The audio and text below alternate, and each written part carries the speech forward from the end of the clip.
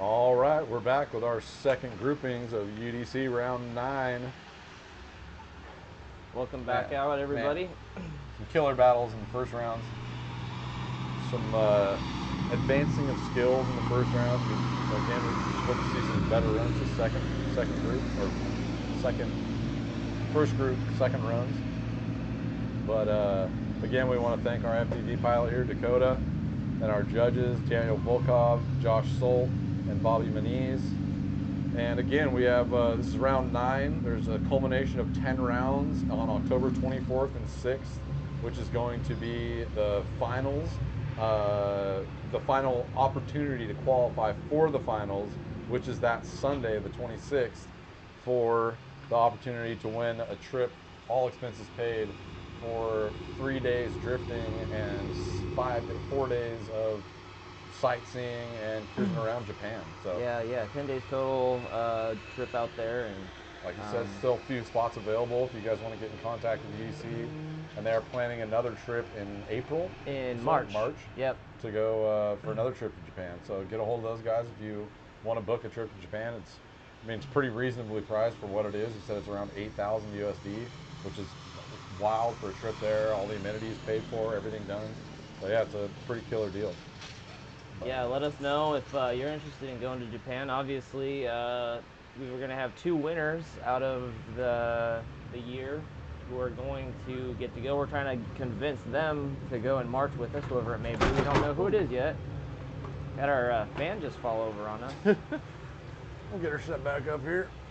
The equipment was getting a little hot earlier, so I I pointed that on the equipment, so hopefully that helps. And we're back.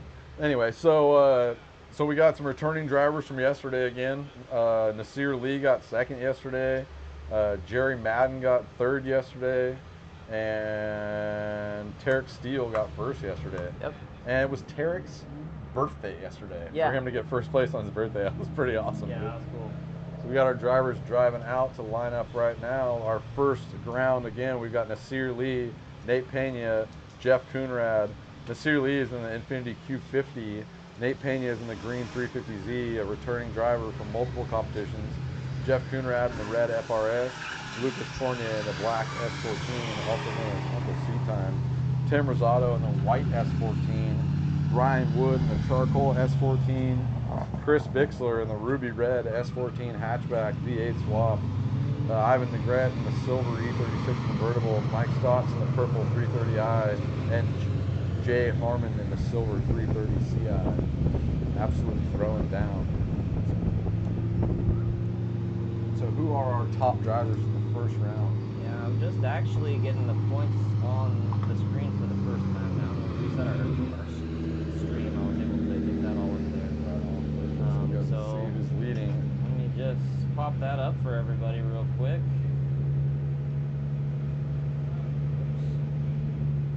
There we go. So Nate Pena had a perfect score. Wow. 25 points. Again. Ryan Wood and Jay Herman on 22. Nasir, Jeff, and Chris Bixler all on 19. Randazzo 16. Mike Stotts 13, and Lucas and Ivan on 10. So it's pretty close. I mean, It's still anybody's this game. could completely switch. Yep. In the next 45 minutes. Still anybody's game. Obvious advantage to Nate and But guys. But again, like we were over saying 20 yesterday, points. I had a situation where Nate broke a tie rod and was out the rest of the competition. Yep. So Yep. with this format, anything can happen. I know Mike Stotts is down there trying to fix a carrier bearing. I mean, these guys got to get in and get out as quick as they can out of the repair booth. Yeah. Here we go. Everybody is lined up. We're going to get our first drivers up to the line here pretty quick.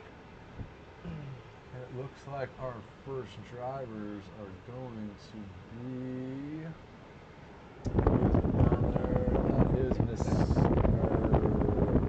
That is Jeff Coonrad and looks like Ryan Wood to start with.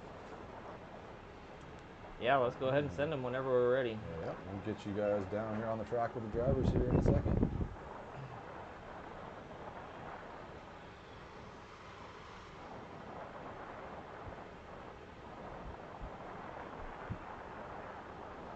Get this starting director set up here. Driving up to his sun-shaded booth. So Yeah, it feels right now. pretty decent in here right now. Yeah, it's quite a bit nicer than it was yesterday. Let's check the temperature right now and see what we're dealing with. Well, it's actually still pretty warm. Oh no, that was right. That might have been yesterday. Yeah, it's only 85 today. Okay, that's not bad. 50, right now, I feel all right. Yeah. I feel all right. About 15 degrees cooler than yesterday. I got myself some water, so I think I slammed one of these during our break, and I think that helped cool me down. I'll slam another one.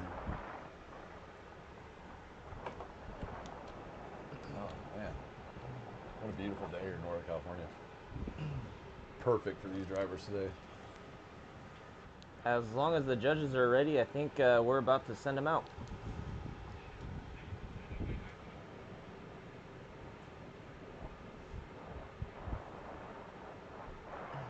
And here we go again. Like I said, we got Ryan Wood and Jeff Conrad to start with here. I believe that's Ryan Wood. Could be Lucas Fournier. Their cars look pretty similar. Yeah. Lucas has a different hood. Yeah, Lucas' car is darker. Lucas is the one right behind him. That's definitely the charcoal. Yeah. Help Ryan Wood. All right, get these boys up to the start line. Let's begin our second rounds of our first group.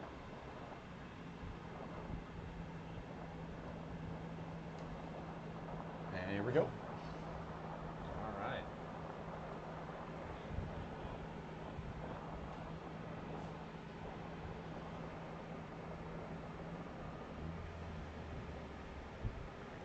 And here they come. Off the line comes Ryan Wood with Jeff close and Ryan with an early initiation on that handbrake. Nice clip into that inner clip, coming up a little shy in the outer. Jeff back there trying to fill out the zone, sacrifice the zone for that third outer zone, filling it nicely. A little bit later for the third zone. Jeff trying to push that proximity back closer.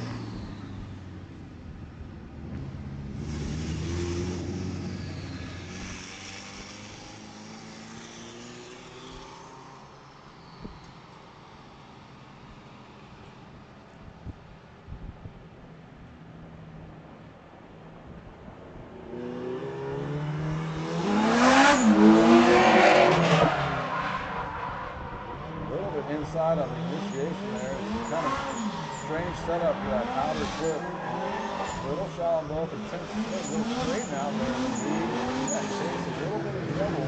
Right in that last outer zone, nice. A little bit shallow in the angle, but filled that last zone out nice. Chase got better proximity toward that last zone. Comes due to the lead being a little bit off there on that inner clip and taking that a little bit shallow, or a little bit inside on that first inner clip there. Seems to work out better if the drivers fly outside a little more, hold that handbrake a little more, and clutch kick to push them through that inner zone to that first outer clip, and then carry that throttle as much as they can through that second touch and go. But here we go with Jerry Harmon and Uncle Seat Time, Mr. Lucas Fournier.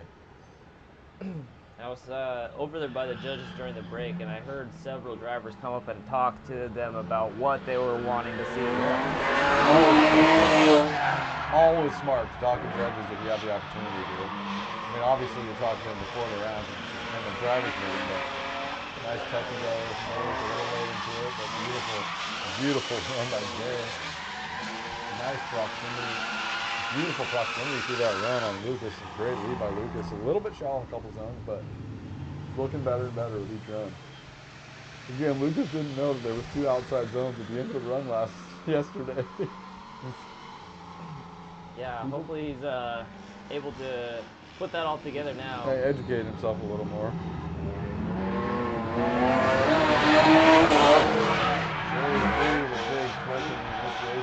Not far behind. Beautiful inner clip, filling that outer zone to the tee. And that touch and go very nice and loose, right on the board. Nice transition, keeping about a half a car behind him before he can dive up into that door on the last zone. He does drop a tire out there a little deeper than Jay.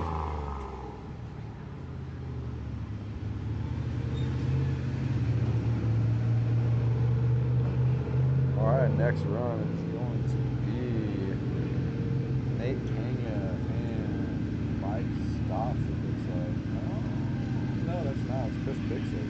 I don't think Mike got his carrier bearing fixed yet. I know. As soon as he does, he'll get back out there. This should be a battle. This should be a battle right here, yeah. Nate's a great driver. Chris is a great driver. At least a good fight. I wonder if everybody else is at nap time right now. I feel like these guys to get on it and wake me up a little bit. Maybe mid-battle naps.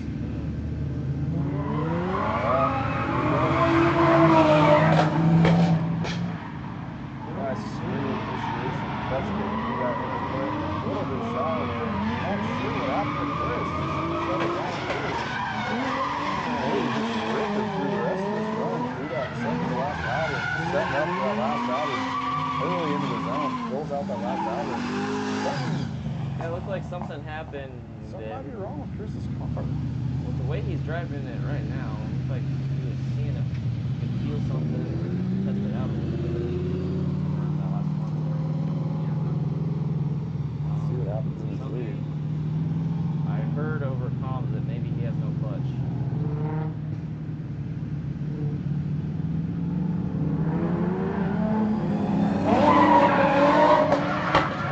No clutch kick there. He's got no clutch.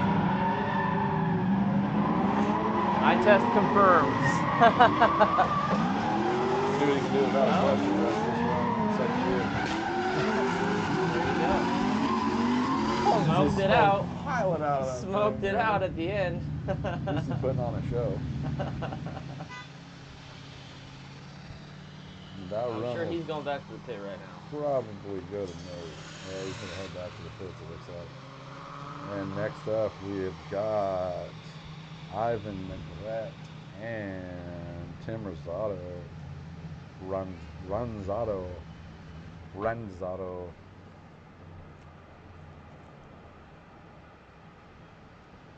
Ivan Negrete leading, Tim Ranzado chasing.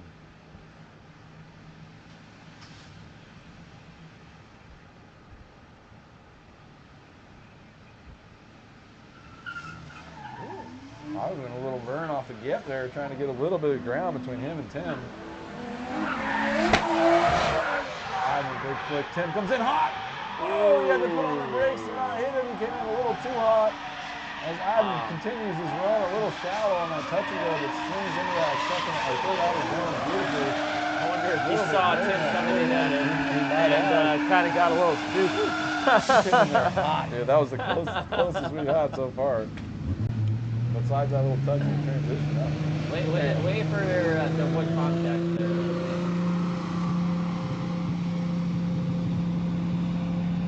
Just narrowly saved that. Yeah. Well, let's see if Tim can cause a mistake with Ivan here. Big lead in from Tim, but big go. Ivan knows he just got to keep on the track. Keep on the track. Beautiful run. Going down on this lead. Absolutely beautiful. Nice lead. Yeah, great lead. Yeah, obviously Ivan knew that Tim spun, and so you could see he was just making sure he didn't spin. Yeah, for sure. You just got to do what you got to do to win the battle. Smart driving. And here comes Mike out. He did get the carrier bearing fixed.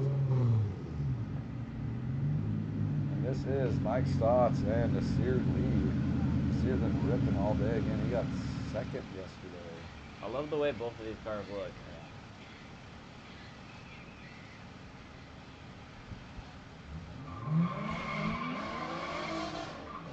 There we go, Mikey around there. Mike with a nice smooth initiation. Nasir right behind him. Getting into that first center clip, touching that touch and go. Second outer touch and go. Beautiful Nasir lead. Waving in the wings there.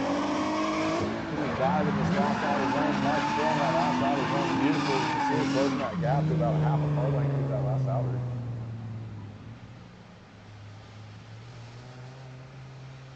Look him around and see if Mike can keep up with that fast Infinity. big body. Big body, but she boogies. A couple 4-doors out there. All right, here we go. Nasir and Mike. Nasir with a big flick on initiation. Mike close in tow, about a half a car length, keeps it on his door. Nasir with that nice touch and go, missing that second outer a little bit. Mike a little closer than Nasir was. Beautiful, absolutely beautiful transition. Nice run between the two of them. Nice second last outer. I heard a few people clapping out there. Nice outer. That was a great run. Man. Oh, nice chase by Mike. Mike was talking about driving with Nasir yesterday. Really enjoys driving with him. Yeah. He had some of his best runs of the day with him yesterday. Yeah, great driving by both of them. That's always nice when you find somebody that you can really put it together like have a similar style too, and yeah, for sure. Yeah, Mike's pit is right over here, and I'm pretty sure that's what I heard over there. They were applauding him for that run. Yeah, probably. Ryan Wood and Lucas Fournier, S14 battle.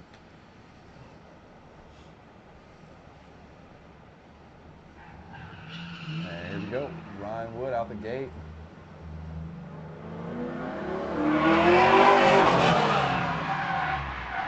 Nice smooth initiation from Ryan.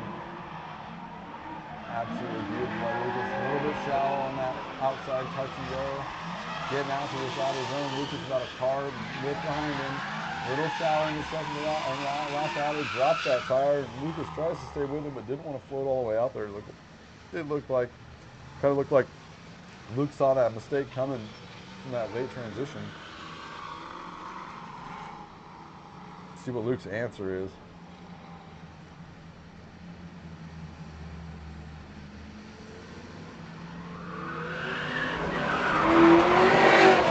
Luke with a pretty big gap coming to this first winner, and Ryan closes it up quick. Missing that first touch and go into the second. A little bit shallow, making Ryan lose proximity a little bit. Trying to do his best to catch up, and he does in that last outer zone, despite that being a little bit shallow still. Good run by both of them, though.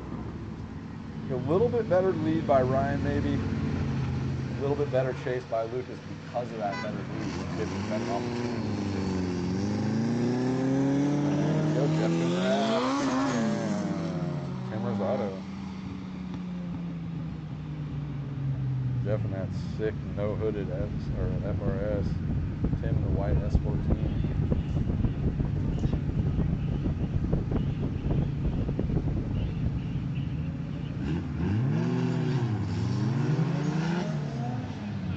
Here we go. Nate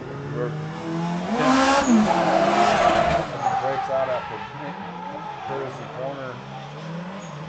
Perfect through the first center clip. A little bit shallow in the touch and go. A little bit shallow through the second touch and go, but nice through this first long outer zone and second long outer. Tim is lagging a little bit behind, kind of maybe a little bit late transition. It's causing him to fall back a little bit, but beautiful lead run by Jeff Conrad.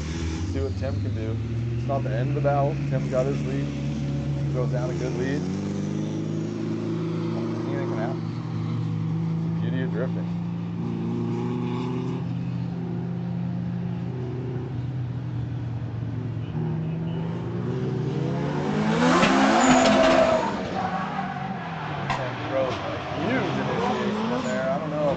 Jeff was quite ready for that. Beautiful fulfillment of that zone. Beautiful fulfillment of the second touch and go into this third outer zone. Fulfills that perfectly. And Jeff doesn't have an answer for it. As he throws into that last outer zone, drops one tire. I don't know if that's going to make the difference, though. That lead run seemed to have a little bit more flair on it than Jeff's. We'll see what happens in the chase there. Yeah, you could tell maybe, as you said, that Jeff got caught a little by surprise on that first initiation. Yeah, for sure. That was a huge initiation by Tim. There we go. Jay Harmon is going to be chasing Ivan Negrete. Ivan Negrete in that convertible, both coupes again. Battle of the coupes. Battle of the eras.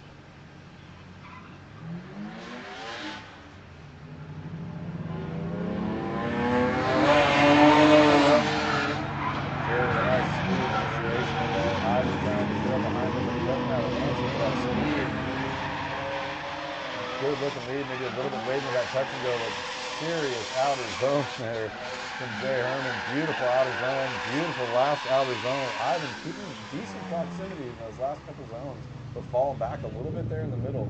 Seems the drivers are having a little bit of problem from that first transition into that second transition, that little kind of manji zone there.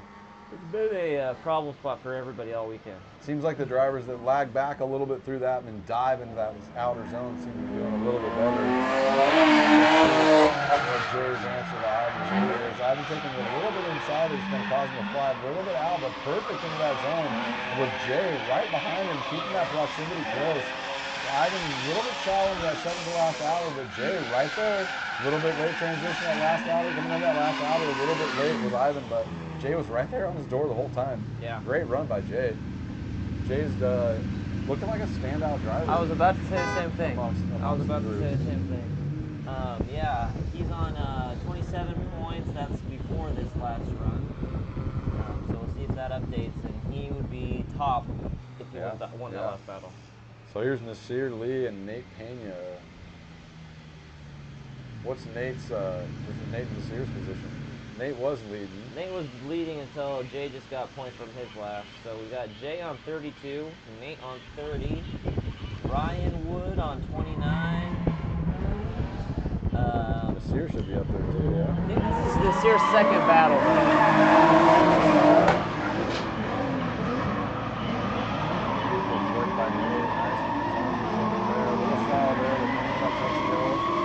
Touching it, going like he should.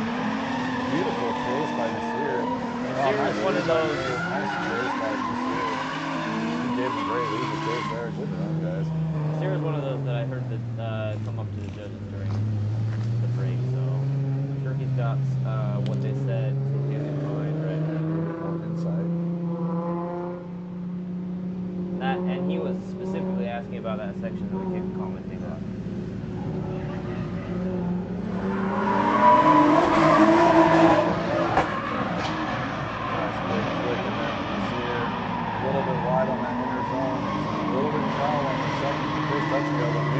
Second touch and go.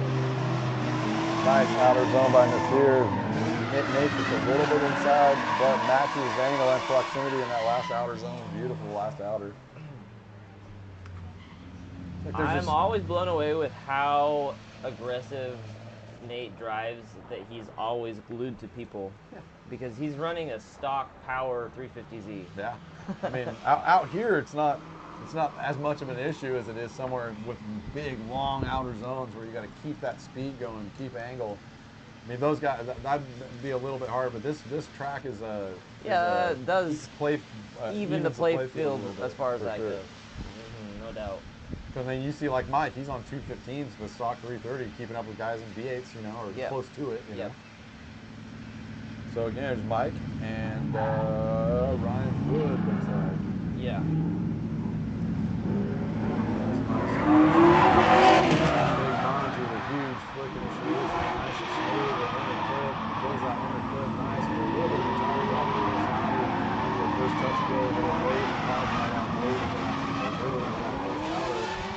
Going out the rest of the zone, nice. Little shallow in that last outer zone, but I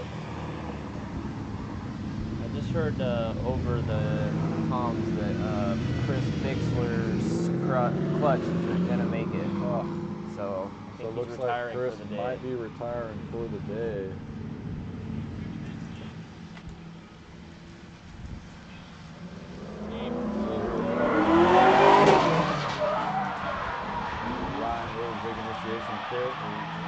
Mike right there on his door though. Beautiful after that first touch and go. Mike getting into that second touch and go for him. Chris going that third, coming into the fourth. Mike getting proximity to this fourth outside zone. And Chris just a little bit tentative in that fourth outside zone. Mike filling it up a little bit better, but sacrificed a little bit of proximity to fill this zone a little better.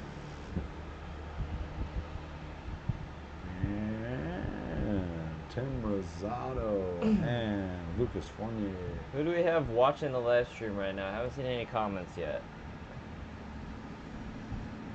I've been waiting for you guys to tell me to change the audio or something.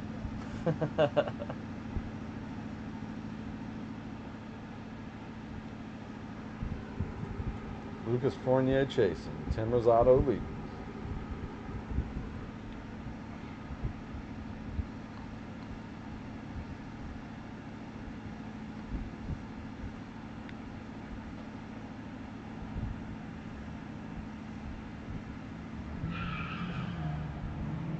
All right, let's see how Lucas does on his lead here.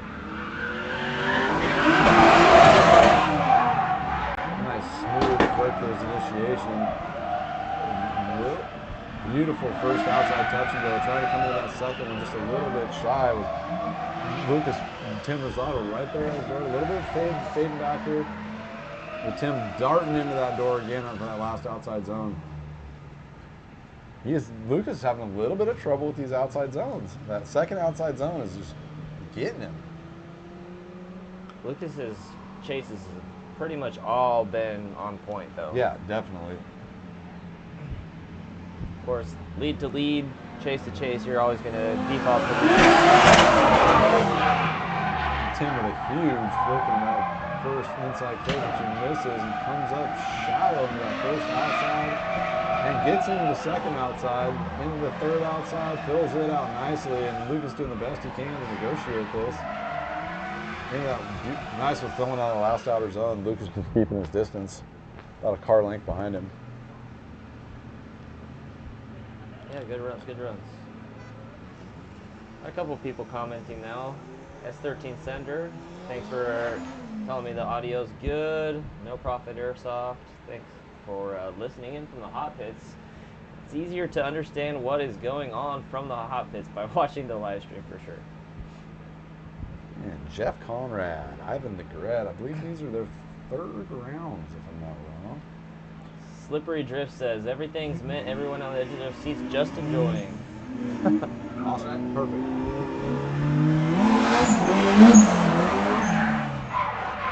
Jeff just ripping a little bit inside of the initiation, but fills out that first zone nice, but because of that initiation, didn't set him up for that second box, but into the third nicely, and into his fourth outside zone. Ivan starting to get proximity.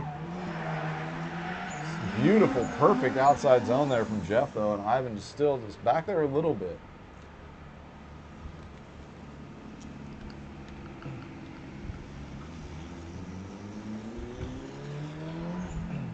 Jeff looking like he's getting real comfortable with this course. Yeah, definitely. He was looking comfortable yesterday, too. Again, he drove yesterday, so he's got quite a few more laps. Jeff actually participating in a three-way tie yesterday for third place that we had to do a tiebreaker on. Good looking fulfillment by Ivan. Nice chase by Jeff. Look at this. Getting better and better proximity throughout the run. Ivan kind of lacking a little bit of angle on that last run. Jeff still filling it out, though, keeping angle. That one has a slight edge to Jeff, I think. Yeah, just start over the comms. Red FRS for the win. There we go. Jeff with the W. So here we go. Jay Harmon and Nazir Lee. And this could be a pretty big battle here in the grand scheme of things. Yeah. Jay in third place currently. Jay in third place and Nasir right behind him. So these top four from both groups are going to go to the final.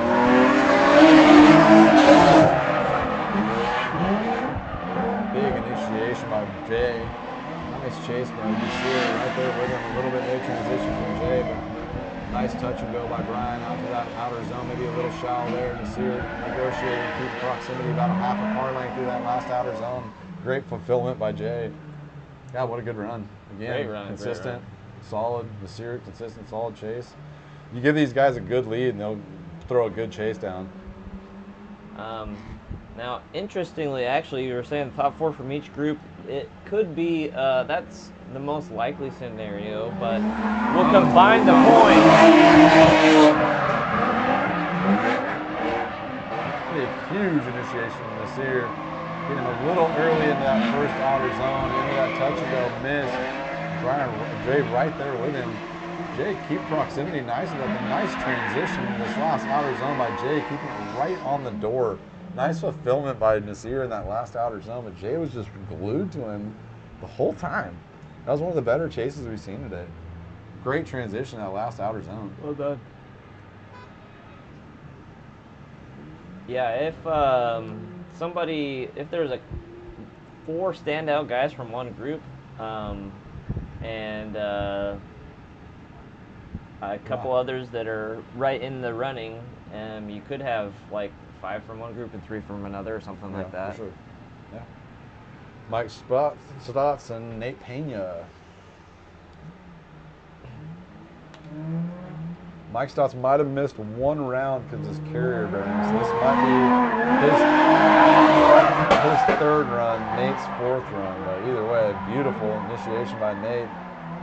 Closing proximity by Mike. Beautiful into that second zone, into this third outer zone. Beautiful fulfillment by Nate. Mike kind of falling back a little bit, maybe just not on throttle enough. Straightening out a little bit. Ooh, a straighten out from Nate in the lead there. But the majority of the run had maximum angle, maximum speed, doing the best he could throughout that whole run. That was one of the better runs I've seen from Nate. Yeah, well done. Yeah, Mike just fell back a little bit there. He was with him at the first Most half. of the time, yeah, until that first that transition between the long outers.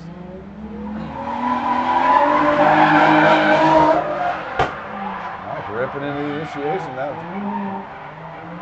carrier bearing ain't stopping him. Filling that first zone out beautifully. Second outside zone, perfect. Nate right there, getting in that third outside zone beautifully.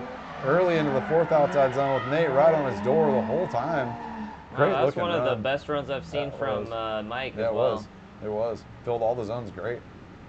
That was a solid run. Solid chase from Nate, too. Like I said, you see a guy throw a good lead, you'll see a good chase. You know? I mean, yeah, definitely. The better the chase, the better the lead. Which is why, like we said earlier, that's why you compare, or the lead definitely trumps the chase on who wins. Yeah, definitely. It's like I was saying to the guys earlier today, if you throw a good lead, you're probably going to win. If you just keep decent proximity and throw a really good lead, you're probably going to win. Your chances go way up, you know. Here we go, Tim Rosado and Ryan Wood. Tim in the white S14, Ryan Wood in the black S14.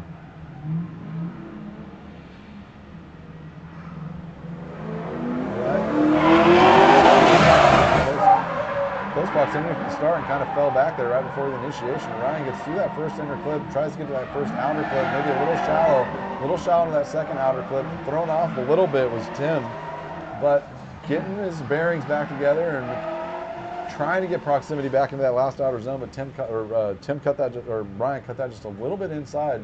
Tim might not have been ready for that, just fell back just a little bit more there to the last outside zone. Yeah, it looked like Ryan or Tim was a little bit behind on that first entry and tried to catch up, and it kind of threw him off the rest of the run. Whoa, and Tim goes way wide here. But Ryan Wood staying inside, getting on the brakes a little bit, and Tim with a huge throw into that second to last outer, with Ryan trying to stay right on his door and gets back to proximity to that last outer zone. With Tim filling out that last outer zone, perfect. And that's going to be a tough call. That one might go to Ryan, I'm not sure. Tim did struggle a little bit in his chase. We'll have to see what this points total says after this. But our next battle is already coming up. Great aspect of this format. Ivan Negrete, Lucas Fournier. Luke in the black S14, Ivan in the silver E36.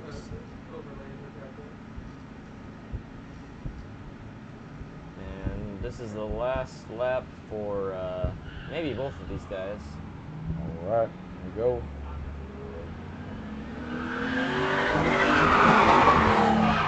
Luke just tacking that thing out, hacking off the limiter. Beautiful for the first, a little shallow through the second. Getting out to that touch and go though. Into this third outer zone, flying through that third outer. Coming into this fourth outer, a little bit shallow, pulls that E-deck to try and hang it out there a little bit. That didn't quite work as Ivan comes in, tries to get proximity there, but car just lagging back a little bit.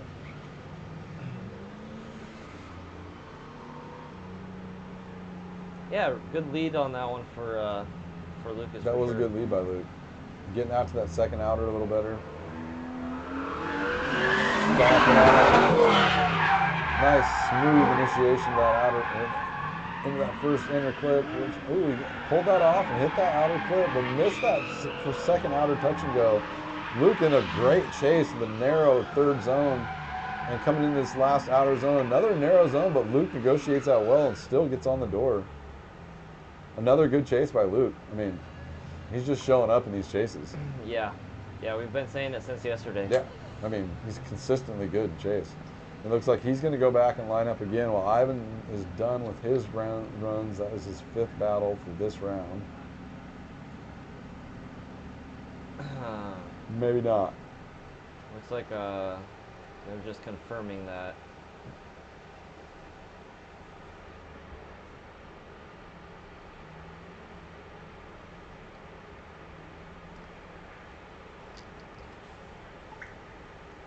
And let's see what Ivan says, how many laps he's done. And we're getting word that Mikey was out, and Mike Stotts was out in time. He did not miss a battle. So yeah, I would just ask Ivan how many laps he's done, just to make sure that everybody's on the same page.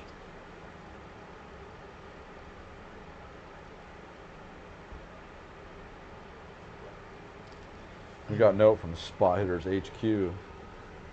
Mike Stotts' car got fixed in time. And it looks like Ivan is going back out. He was not done with his battles. He's got one more, it looks like, maybe.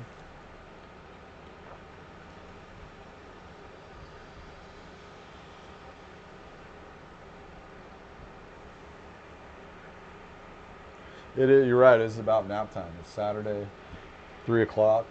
It's about nap time for an old guy like me. What was that? I said, for an old guy like me at 41, it is nap time at 3 o'clock on a Saturday. Yeah, I was kind of falling asleep a little bit. I'm trying to listen to the comms a little bit, see what's going on, and yeah. A little live stream nap? Yeah. Well, I'm sure there's probably some guys that have the live stream on and are napping. Are napping. I've done that kind of thing a lot. All right, next runs up are Nasir Lee and Jeff Conrad.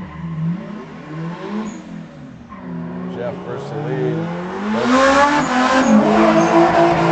Both these guys competed yesterday, back another day, and Jeff hitting that inside clip. Beautiful. That first outside touch and go, tiny bit shallow in the second outside touch and go, but beautiful zone fulfillment of that third outside zone into the 4th outside zone. Nasir getting proximity about a half a car width behind, and nice fulfillment in that last zone. It's what we want to see. We'd like to see a little more of that from Nasir throughout the whole zone, or throughout the whole run, but I think he was just a little bit put off by that shallow zone from Jeff. And around courtesy corner, getting on that throttle as he rips into that initiation with a big flick there into that first clip, back on throttle for the outside zone. Coming into the second touch and go, fills it nicely. Jeff is right behind him in tow, about a car length behind. He fills that zone nicely, does. And Nasir fills that 4th outside zone perfect with Jeff right there behind him. I think that might have been a situation of good lead, good chase there. So I think that one might go to Nasir because of that little bit edged out lead, but we'll have to see what the judges say or the points total up.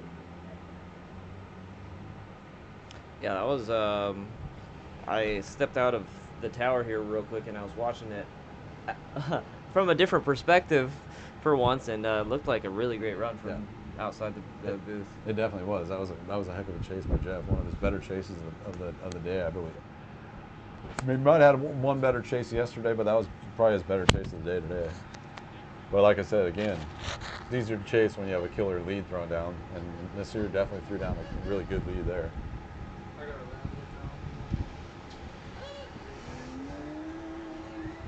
We're going to have a little bit of break in the drone footage here in a minute so we can land it and put some new batteries in. But in the meantime, it looks like Nasir is,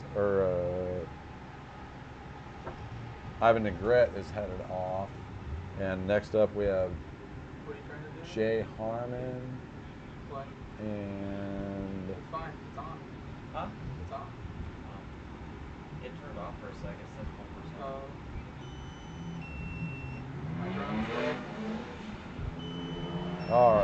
Jay Harmon, and Tim runs autos. Jay has a huge flick into this first inside zone and gets that second outer zone coming into the third outer beautifully.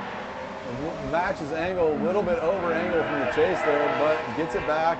Tries to get proximity back into that fourth outer zone. Beautiful run there by Jay again. Just showing everybody what this stock 330 can do. Yeah. I mean, great runs by us with the power of a stock 330. Yeah, really, the E-chassis have been very impressive. Yeah, Bob.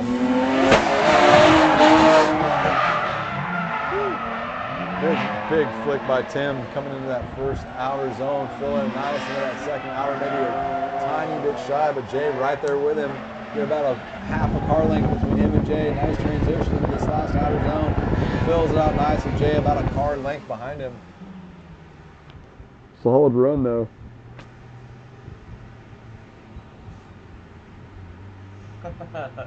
S13 Sender said, I was literally falling asleep when he said it's nap time. I had a feeling somebody was. It's like we know. It's like we're the same age. It's like we're old enough to need a nap in the middle of the day. Yeah, fall asleep to YouTube. That's definitely my preferred method of chilling out. Almost a daily occurrence for me after work. Get home at work about 2:30. Yeah. Fall asleep at about 3. Felt like an earthquake behind us there. Getting the drone back up in the air. So while we're changing the battery on the drone, I just want to continue to shout out our sponsors. NRG, Prisma, I got halfway through the list last time. CageKits.com. We were encouraging everybody to check out the Drift Japan stuff. Drift Japan. And we also encourage everybody, because we know most of you do not have a cage, who are getting started, which is the majority of the people that we really have enjoyed working with the past couple of years. So hit up Cage Kits, get your cage in, level it up. We don't want you guys to be dying out here. They're a pretty decent price, pretty easy to put in. I mean, if you can weld. Yeah. And even if you aren't the greatest welder, they're really easy they're designed perfectly for that. For sure. So it makes it really easy for you. Then again, you don't want to learn welding on a cage. Yeah, you don't want to learn welding on a cage, but your buddy who has a bit of experience on welding, he can do it. Definitely. Or your favorite fabricator. Yeah, for sure. He will love you for doing Friendly that rather neighborhood than making fabricator. him make the cage. make the cage Yeah, by sure. hand. So, Get this drone so we back did get in our the drone air. back up in the air. I'm just going to say thank you to TDMI as well, Society, Black Widow, Street Rivals, Race Treads, J&A Oil, Ignition Speed, Vitor, and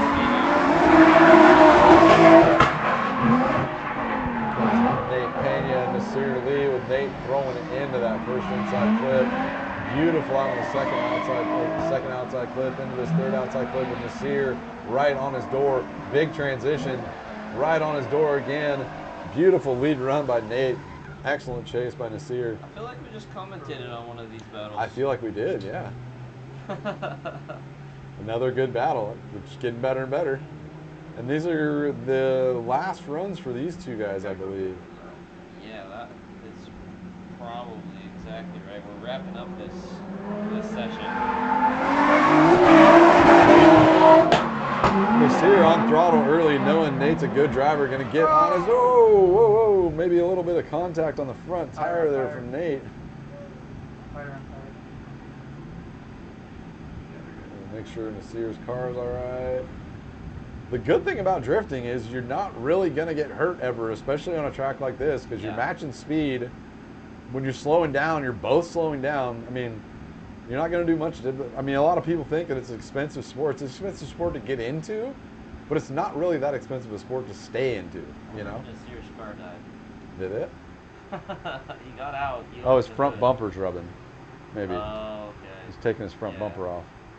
That makes more sense. I was like, that would be weird if his car died. Yeah, right? Yeah, throw that bumper in the You know rear what? He's got window. space back there. He does. Man, I wonder if he's got the full interior in there still. Probably. That has got to be the best party car. Right. Just pile a bunch of friends in there and hot lap He that put the thing, bumper man. on the top of his car. He's just gonna hold it as he drives. I love it. Oh no, that's funny. And he's gonna take the shortcut. He'll drop that bumper off and get back out on the track. That'll be a short pit visit. Yep. Yeah, it looks like. He might take, he's got a little bit of time just to check things over if he wants to. Depending on whose fault that was. Yeah, well, I was going to ask you, what do you think? I think that'll probably go to Nate, or they'll probably go to Nasir. Nate made contact with his front tire, but Nate pushed a little too hard. The judges will have to look at it because Nasir might have already been over and angling a little bit, which might have caused Nate to bump into him. That's what I was thinking.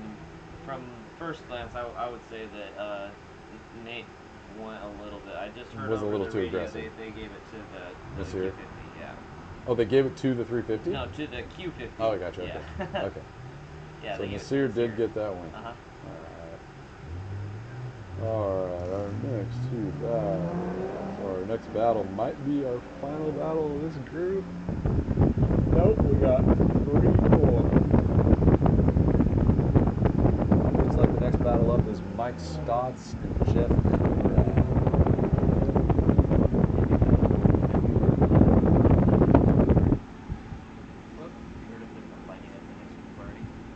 You guys lining up the next party?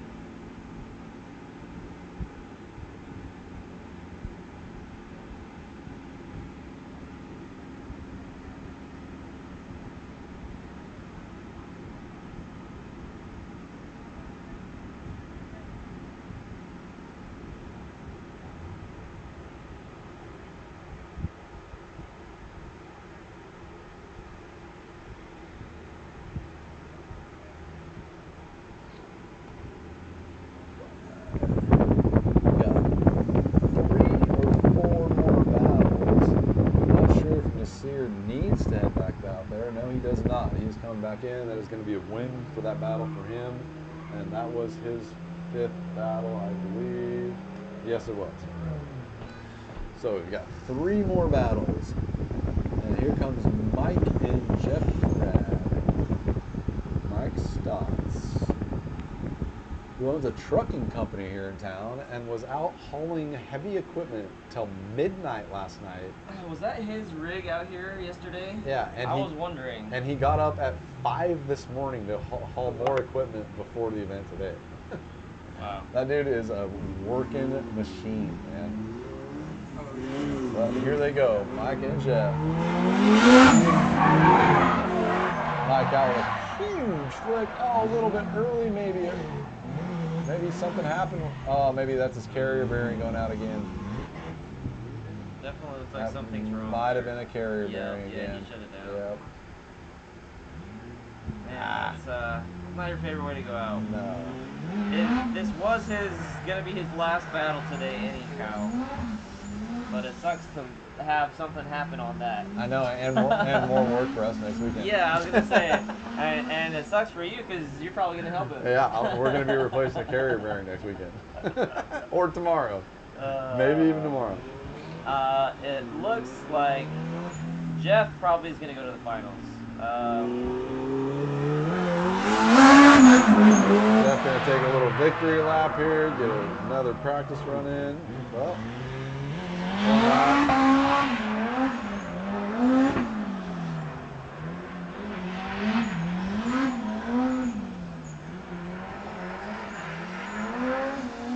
Absolutely shredded. Great stuff. That should put Jeff, I don't think they put his points for the win on right there, but that would put him at 41, I believe. So we've got Jay on 42, Jeff on 41, Nate on 39, and Ryan on 39. talking about that are most likely to go to the finals. If Ryan wins this, though, he could jump up in points to secure his spot in the finals, more secure his spot in the finals against Jay here. Jay, it doesn't really matter. Both these guys are probably in the finals. Yeah. Especially considering they don't have the points on the board yet for the last battle. Yeah, true. And either way, they're going to both. Somebody's going to get 5 here, and somebody's going to get 2 here. So Jay's going to either go further ahead, or Ryan's going to get moved up a place or 2. It looks like. But yesterday, those points can matter at the end of the day. Yesterday we had a 3-way tie, and we weren't able to determine a winner between those guys. It was determined by who was ahead. We looked at the points from earlier in the day. Yeah. That was our final tiebreaker. Drake trying to catch Ryan here, coming shallow in a couple of these zones. Gets proximity in that 3rd outer zone, coming to the 4th as Ryan's going to go off the track. Jay doing the best he can to not fly off that track with him. Couple shallow on a couple zones there. Made it a little bit hard for the chase to get proximity. They're expecting him to go wide on those zones, but we'll see what Jay's answer is here in his lead or Ryan's lead. And see what Ryan's answer is in the chase.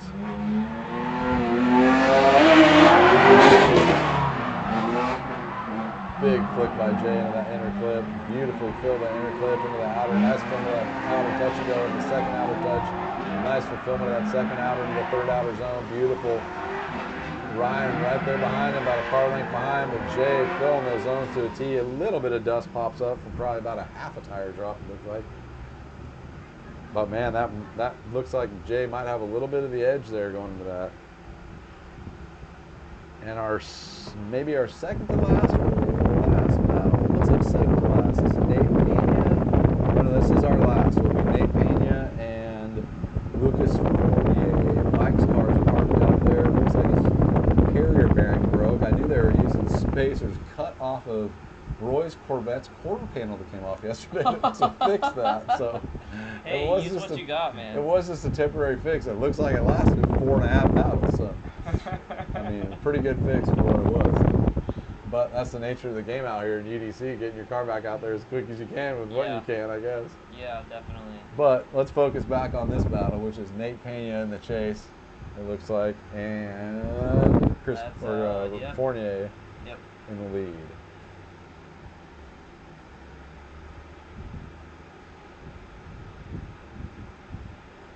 I think there will be one more battle after this, actually.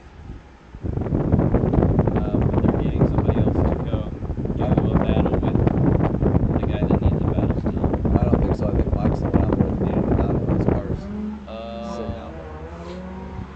Well, either way, big transition by Nate and Lucas. Getting out the outer zone by Luke. This is one of the better lead drives from Luke we've seen so far. Getting into this 3rd outer zone with Nate hanging in there, about a car width behind him. Nate in this last outer can't quite get out to that last outer. Luke can't quite get out to that last outer, but Nate right there with him. These two are fun to watch. Yeah, they are. I love both these guys' driving style. All right, here we go. Nate Pena he's been doing all day, throwing down good leads. Let's see if Lucas can do what he's been doing all day and throwing down good chases. Nate on the throttle, right behind him, sacrificing 0 proximity at the start of this run. Luke just right there. Nate throwing down, little shallow in that 1st and 2nd zone, but in this 3rd, he's been filling this out all day. Luke right there, beautiful transition, maybe a tiny bit late, wanted to dive a little more, but filled that last outer zone, got proximity back for the last outer zone. Yeah, solid. Man. Solid. You can't ask for much more in the lead, maybe a little bit more zone fulfillment, but that was great. Beautiful run. Looks like Mike may be trying to do one more run. They hear over the radio that they were going to have somebody come out and battle with him. All right, well, it looks like Fournier is going back out there. So maybe battle. This will be number 6 for Lucas. Which he does not get scored on. Right. I was about to explain to everybody how that works. Everybody gets 5 battles. if there's somebody that needs a fifth battle and everybody else has completed theirs, then we'll have one of the other guys come step in and do a sixth battle, which scores no points, but the other guy gets the points off of his fifth battle.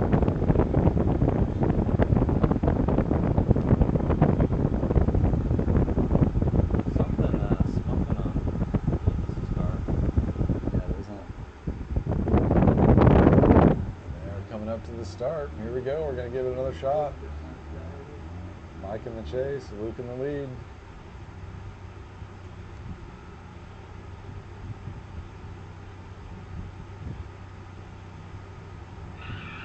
All right, here we go. Luke off throttle early. The big flick in that initiation. Mike right behind him, about a half a car length. Luke missing that outside touch and go a little bit.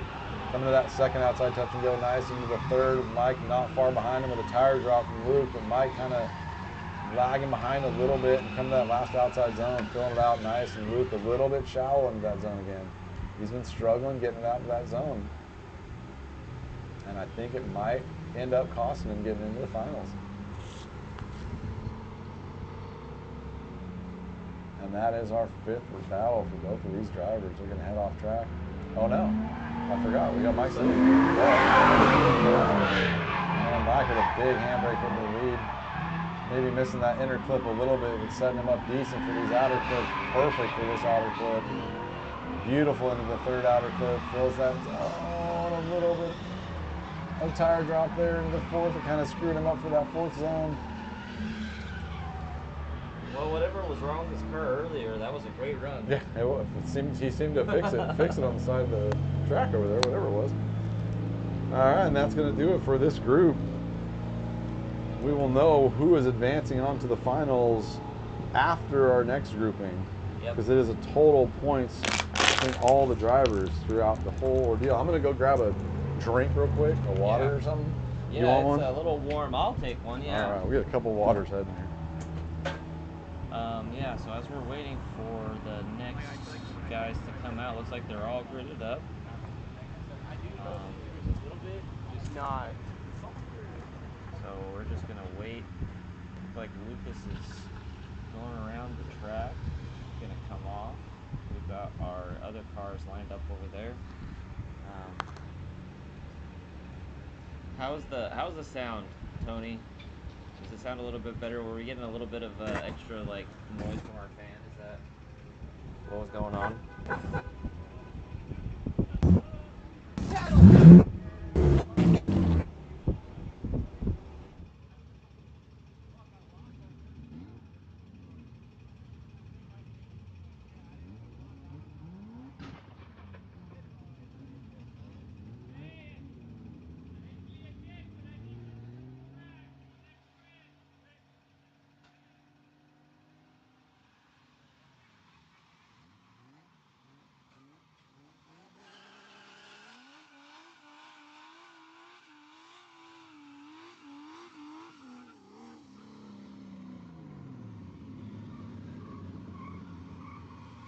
Or is it his throttle and went under his gas pedal, so he could not push the brake without pushing the gas. So that was what happened to Mike's car. Say that one more time. So Mike's car, the throttle was stuck underneath his gas pedal. So every time he hit his gas pedal, it would hit his throttle. Because the way the throttles work in those Beamers is that they're on like a push rod. Okay. And that push rod can go from side to side because they're attached at the bottom. And if where they're attached at the bottom isn't connected all the way, you can push that throttle over, or the whole thing will slide off of its little plastic base to the left, and it can come off its little track. So it can fall underneath his gas pedal. So it wasn't his carrier bearing, it was that that broke. Nice. So we are getting our second group of drivers, which is Rock Brown, Jake Fleming, Michael Arnell, Jerry Madden, Tarek Steele, Miguel Sanchez, Dante Albini, Philip Lopez, Roy Mayberry, and Tanner Smithson back out on the track.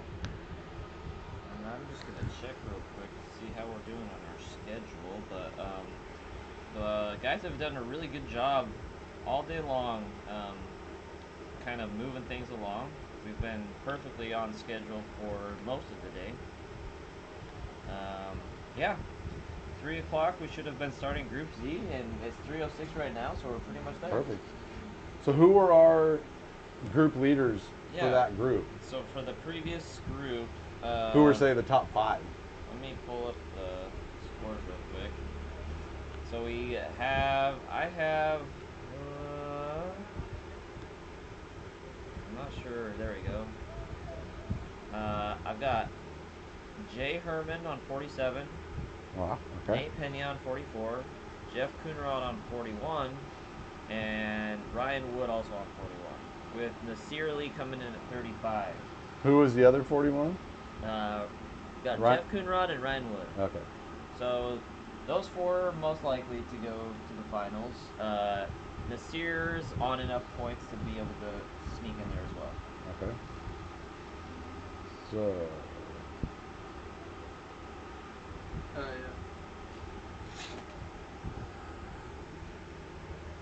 all right, first battle already up here. Jerry Madden going against Tarek Steele, birthday boy. This should be a good battle. Yeah, as soon as the judges are ready, let's go ahead and send them.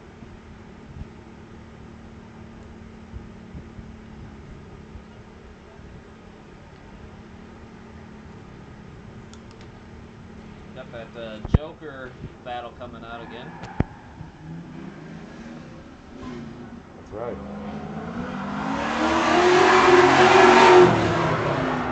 Jerry with a huge flick in that first zone, coming up a little wide in that first outside zone, which kind of Stayed in it. getting back in it in that third outer zone. Jerry coming into that fourth outer, a little bit shallow in there. I was about to say, with that Tarek. big flick from Jerry, a lot of people we've seen struggle to follow something like that. Tarek did not. No, My point of view. he threw that in hard on that initiation. These guys have both been thrown in hard on the initiation all day, though.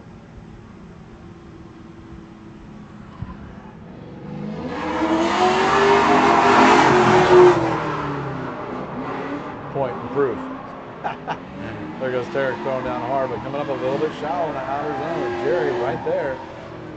Jerry diving back in on the door, backing off, waiting for that dive, diving in again to that last outer zone, getting proximity. Nice proximity through that outer zone. Nice lead.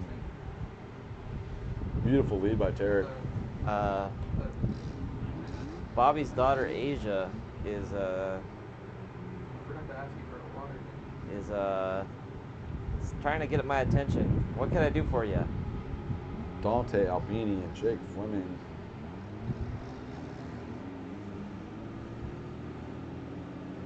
Thank you for watching, by the way, Asia. 100 times. Nice. Gotta keep the chat active. Asia's son, Bobby's grandson, has been with us this weekend. It's been kind of fun to have him out here. Shout out to Loki. So here you go, Dante Albini in the RX-7, Jake Fleming in the purple and white E36. Turbocharged, sounds like. Jake with a big, huge initiation, a big angle through that inner clip. Comes up a little bit short of the first touch and go. Dante straightens out again, man. Jake Fleming coming in his last outer zone, hits it absolutely perfect, with Dante just straightening out again. I wonder what is up. I'm watching him running practice runs between rounds. He looks phenomenal. So I did talk with the guys a little bit about that. We're speculating. I didn't end up speaking to Dante himself, but I heard he's got a huge turbo on there, so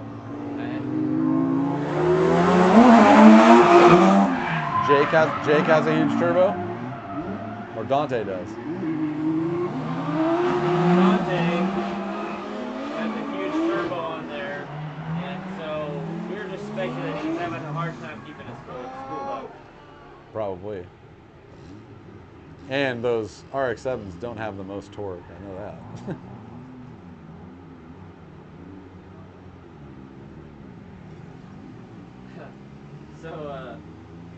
was just talking on the live stream. We've got a bunch of comments from Asia Alanese, but it's actually Loki who's talking to me, and he's out here, so hopefully nobody needs to get my attention or anything like that.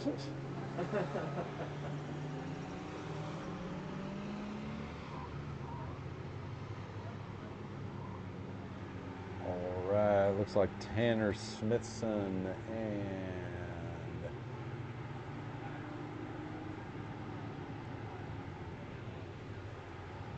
Michael Arnell.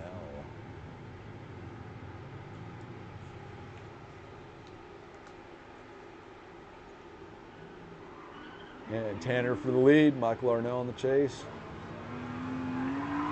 Tanner takes off now, caged vert.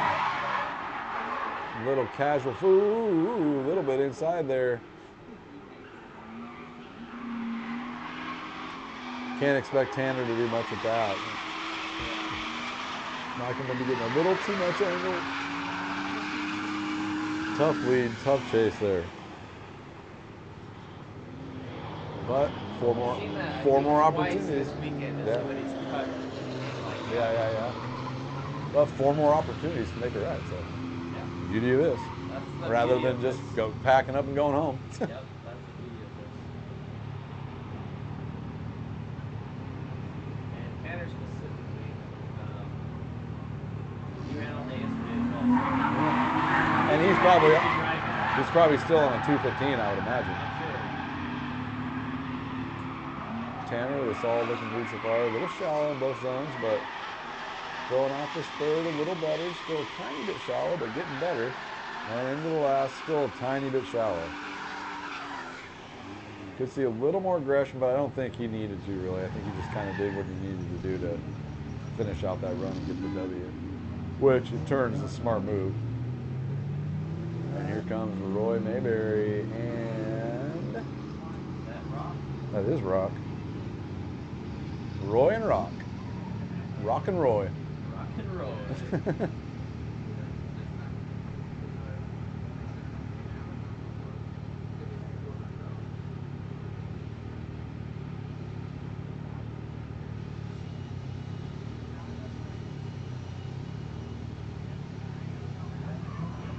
Here we go. That power, Roy. Rock close behind him. Dropping the hammer with a nice smooth transition, not too much angle into that inner clip. Get back on the throttle in that first outer touch and go. Little shallow through the first touch and go and the second touch and go, but into that third zone, still a tiny bit shallow. Rock is right there with him, staying close, staying on his door. Nice proximity through the whole zone, through the whole second to last and last zones. Good looking run by Rock. Good looking lead by Roy. A little bit shallow in some zones, but good looking lead as well. Let's see what Roy can do in the chase and Rock can do in the lead. Rock getting a little bit of a gap already. Coming around courtesy corner, Rock in the throttle. Roy digs in now. Nice smooth initiation from Rock. A little bit narrow on that first outer clip, completely missing it. Into that touch and go though. Pulls a quick handbrake into this third outer. And another quick handbrake into the fourth outer to set himself up back on throttle through that last outer zone with Roy about a car length and a half behind him.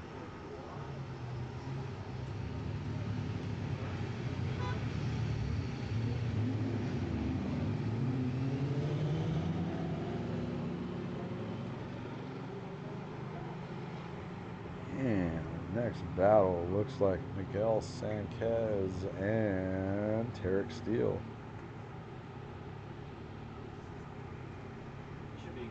Yeah. We didn't see Miguel yesterday, but I actually did see him the first time yesterday in the open times, and ripping. I thought he was ripping. Yeah, he was shredding, dude. Listen to that turbo popping off.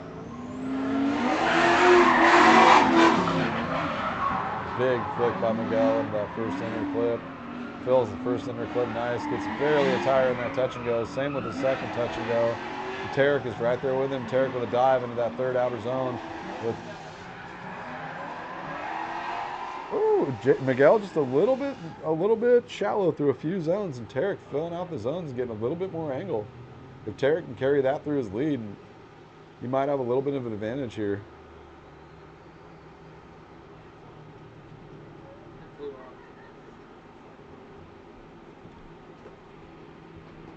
Well, here we go again. Tarek in the lead. Tarek with a big initiation in this inner clip. Beautiful fulfillment, missing that first outside zone. Into the second touch and go. Beautiful. Into this third zone. Fills the third zone out nice. Into the fourth. Into that fourth zone. Beautiful as Miguel tries to keep with him but can't quite hang.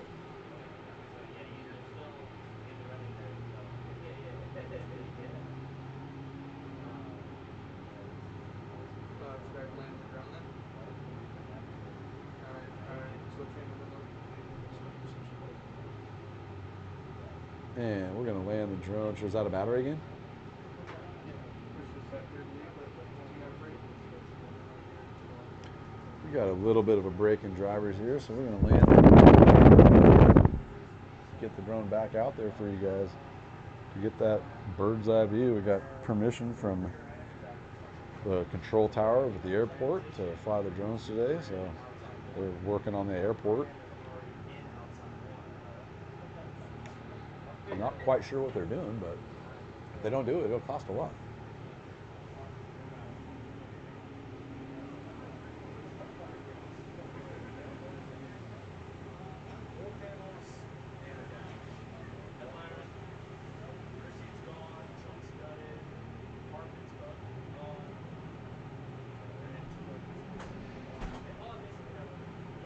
The Sears out talking about his Q50, how it's completely gutted, no back seats, no headliner. All he's got is door cards and a dash. That's all you really need though, I guess. Door cards and a dash.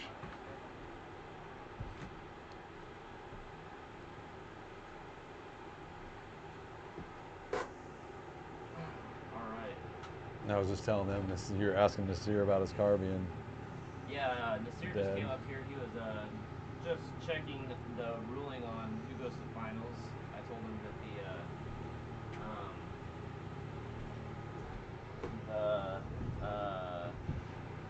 it's not the top 4 out of each group, so he's still got a shot to go into finals, depending on how this one plays out.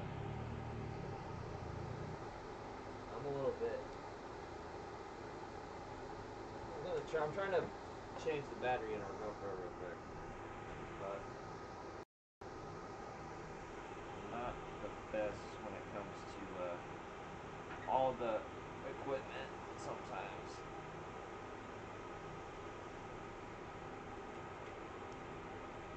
Probably doing this wrong. What do you think about this group so far? Solid drivers. A couple standouts. Again, Tarek Steele, solid. Jerry Madden, solid. Jake Fleming, solid. Mike Arnell, solid. A lot of solid drivers. A little bit of a B in here. Oh, he's on my hands now. Go out. Get out. Go out. Get him out of here. He was in here when I came in. Take him out. Transport him. I need help here. I'm gonna go swat him. There he is. Bitch. Fucking dumb. Bam, dude. Oh. First swing. You bet. All right, Jerry heading into this first inside clip, fills it nice, he gets that second out, or first outside, filling that second outside, getting to the third outside long clip, but woo! Man, that could have been bad right there. Dante almost hit it, but looks like, whew, that was close.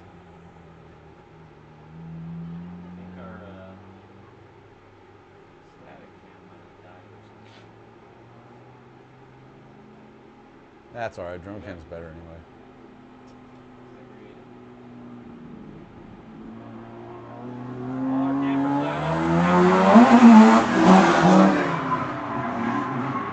Dante ripping in, oversteer into the first inner zone.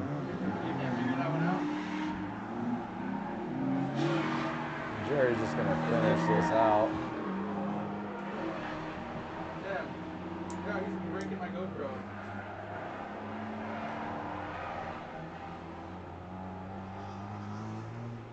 I didn't even know that came off. I don't think it's supposed to. Looks like it does. I think it was supposed to come off, yeah. Hayden's just breaking my equipment. I'll Venmo request him later. You have to YouTube how to change the battery in this thing. Alright. Low key, probably. Turn it on and make sure it works first before you close it up. They just have enough ball over there listening and on our radio. I think you put that battery in backwards. Did you figure it out? It's supposed to go this way.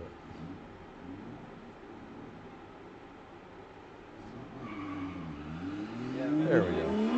There we go. We got it now. All right, Jake Fleming in the lead. Tanner Smith's in the chase. Tanner off track, hitting the barrel. Jake Fleming absolutely ripping, getting into this third outer zone. Max Angle filling it out with Tanner flying back in. Jake filling out that last outer zone. Here, I got it. Damn. Caden's just yeeting my stuff around.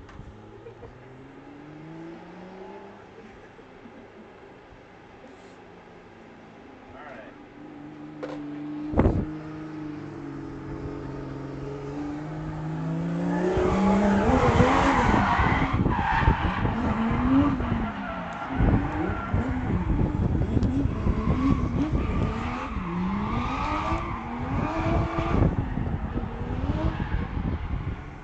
Does this need something else plugged into it? This? I forgot here's the listening units.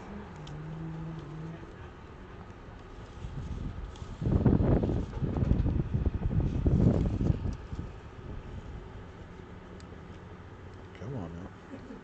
Johnny's this sad boy. There we go.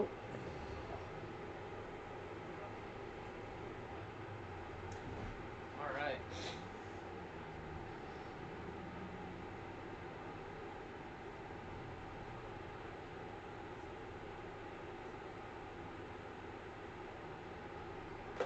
All right, Roy Mayberry and Roy Mayberry and Tarek Steele. No, it's there it is, Michael Arnell. That's gone back. There it is. You're good. There it is. There it is. It's on. Yeah, we're good.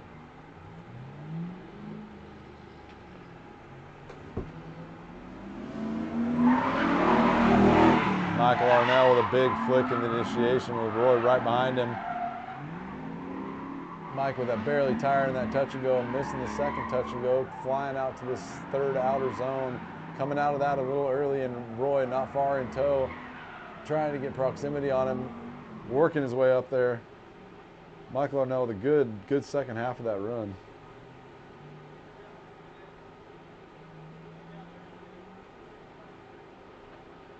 Oh no, yeah. Over here making you yell this time. I know. Ugh.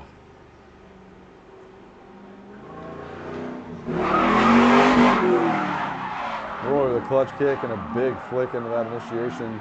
Catches that inner clip perfect and perfect to the outer clip into the second touch and goes. Beautiful. One of the better looking leads I've seen Roy hit this weekend. Beautiful third outer zone into the fourth. Fills it perfectly. Michael right there with him most of the time.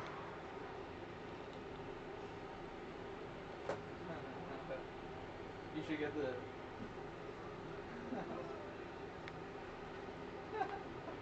Alright, we got most of our equipment situated again. You wave your churro? So, got Yeah.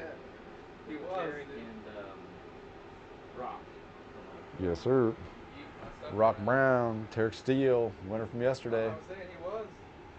Keeping it going. What position's he in right now? Derek is on 23 points at the moment.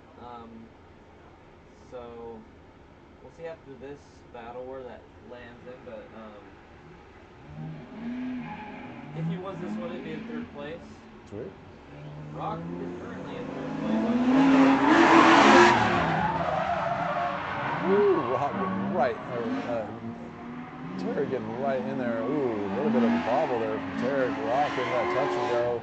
Just barely got a tire in there, but into this third outer zone. Fills it beautifully with Tarek getting right back into proximity again. And Tarek kind of cut a little bit of track for a little bit of prox. And he flies off the track at the end of that. The way that Tarek recovers his chases is very impressive. Yeah, he recovered quick there. The previous one that I remember from this round as well, he didn't come into it I can't remember what happened, but he got right back into where he needed to be. Yeah, he was in there quicker than I expected there.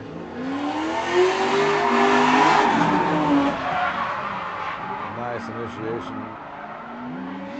Filling that first zone, but Tarek failing to get out to that outer zone and the touch and go. Into this third outer though, fills the third outer nice with Rock right there with him. And Rock with a transition. Back up close to Azor, getting beautiful proximity through that last zone. And Tarek filling the zone out to a T. Filled the last two zones out nice, but the first part of that track, a lot of drivers have been struggling with the first part of this track. It is tough. That initiation, getting your clutch kick at the right time, it's tough. Dialed in another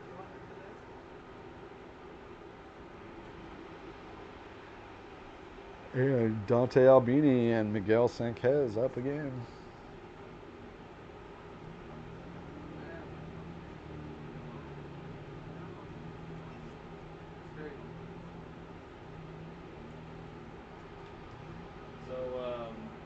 Aesthetically, what's your favorite car that you've seen out here this weekend? Oh man, one of the S13 hatches. I mean, yeah, I love that 330 coupe though. I love 330 coupes. I mean, I've got one. I'm kind of partial to it. Man, Michael, they're throwing down early on the throttle quick, filling out the first zone, just a little bit of the touch and go, but filled out the complete second touch and go into this long first outer zone. Second long outer zone, fills it out nice, and Dante with another problem. I'm so bummed for him, dude. I know. That he goes out there in the open track, like yesterday we saw him driving, and I was like... In a train of 4 guys. Yeah. Ripping. Yeah. Yep. He's been throwing down killer leads. Yeah, it's leading and chasing is a different game though. Yes. Especially here.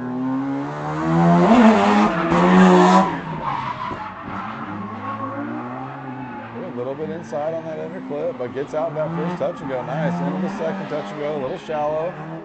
Flying out to this third one, a little bit shallow in that zone too, and I don't know what happened to Miguel. There he is. He's coming through. That he kind of jumped the gun a little bit. That gentleman's agreement. I feel like, from my perspective, maybe Dante got on the throttle a little bit too fast. I gotcha. Now, it is, there should be a little bit, the guys know that there's a kind of a speed limit and not trying to gap the guy behind you in your lead when you come back around to switch. And then the chase, it's on them to catch up in the guy's zone already. For sure. But it's both parties have to be playing with each other for that to work. Mm-hmm. So. Here we go. Tanner Smith from there now. Jerry doing what he's doing. Oh! What happened there with Jerry? Not sure. That's uncharacteristic. He's been throwing down all day. Yeah, not sure what happened there. Maybe something broke. Could be, yeah. Nice save there by... Yeah, that was quick reaction by Tanner. Jerry's down on the track, not sure what's wrong with his car. Something must be broken on his car for him to do that. Maybe differential from the clutch kick. Maybe tie rod broke and straightened him out. Could have been any number of things. Looks like that front left wheel is what he's looking at. Oh man. Something happened, doesn't look good. He's not stoked about it.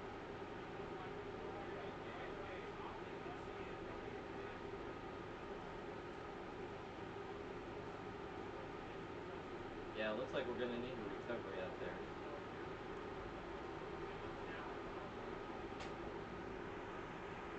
We got our support vehicle coming over to check out what's up, and then bringing out a truck to tow it if it's needed.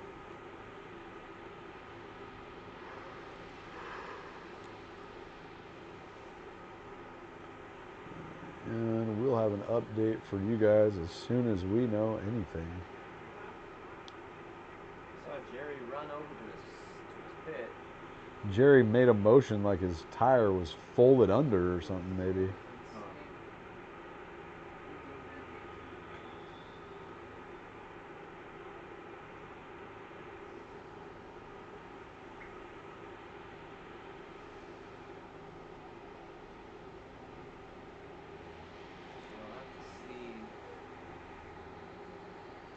Getting the tow truck out to pull him off. Well, he's carrying a jack out there, maybe, it looks like. If I heard correctly over the radio right now, control arms both let go. Or something like that. I don't know. That sounds like a crazy thing to have happen. I don't know what that means. Preston, you got me. I got you up here. Could you roll over here with the Grail? The what? I'll go find him to have him bring it over there, yeah.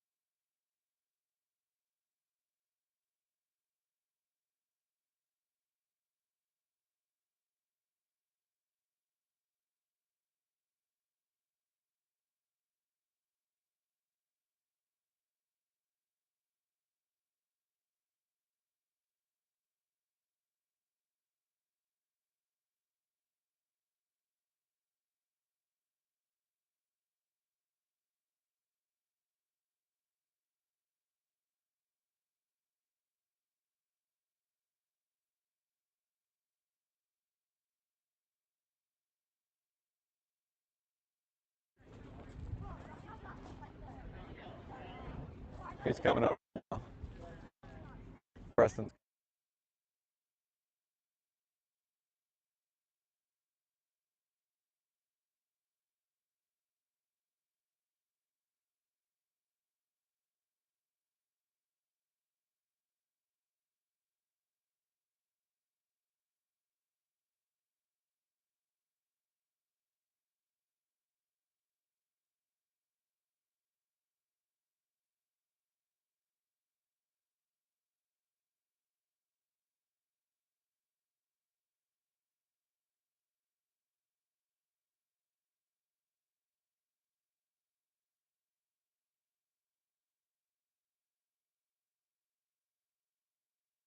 All right. We're getting him out there with the truck. So you ran down there to help him find some stuff? Yeah, help them get the tow truck situated. I think probably everybody heard me while I was down there talking to him. Oh yeah, I muted you for a second so that we could all Yeah, he's taking the big forklift over there now to pull him out. Okay.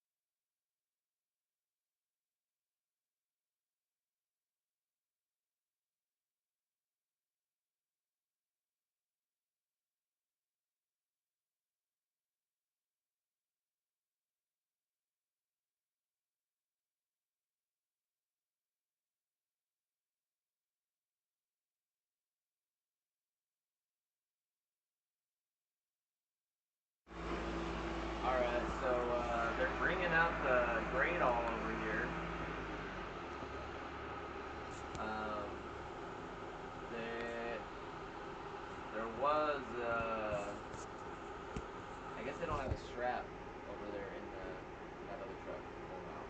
So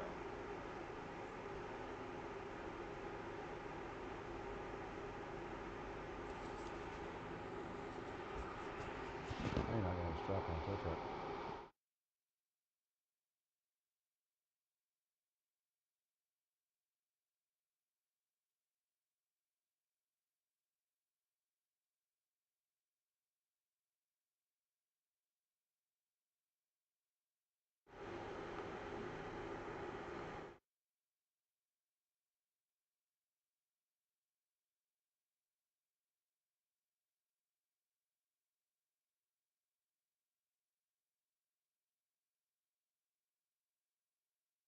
alright, I got a chat.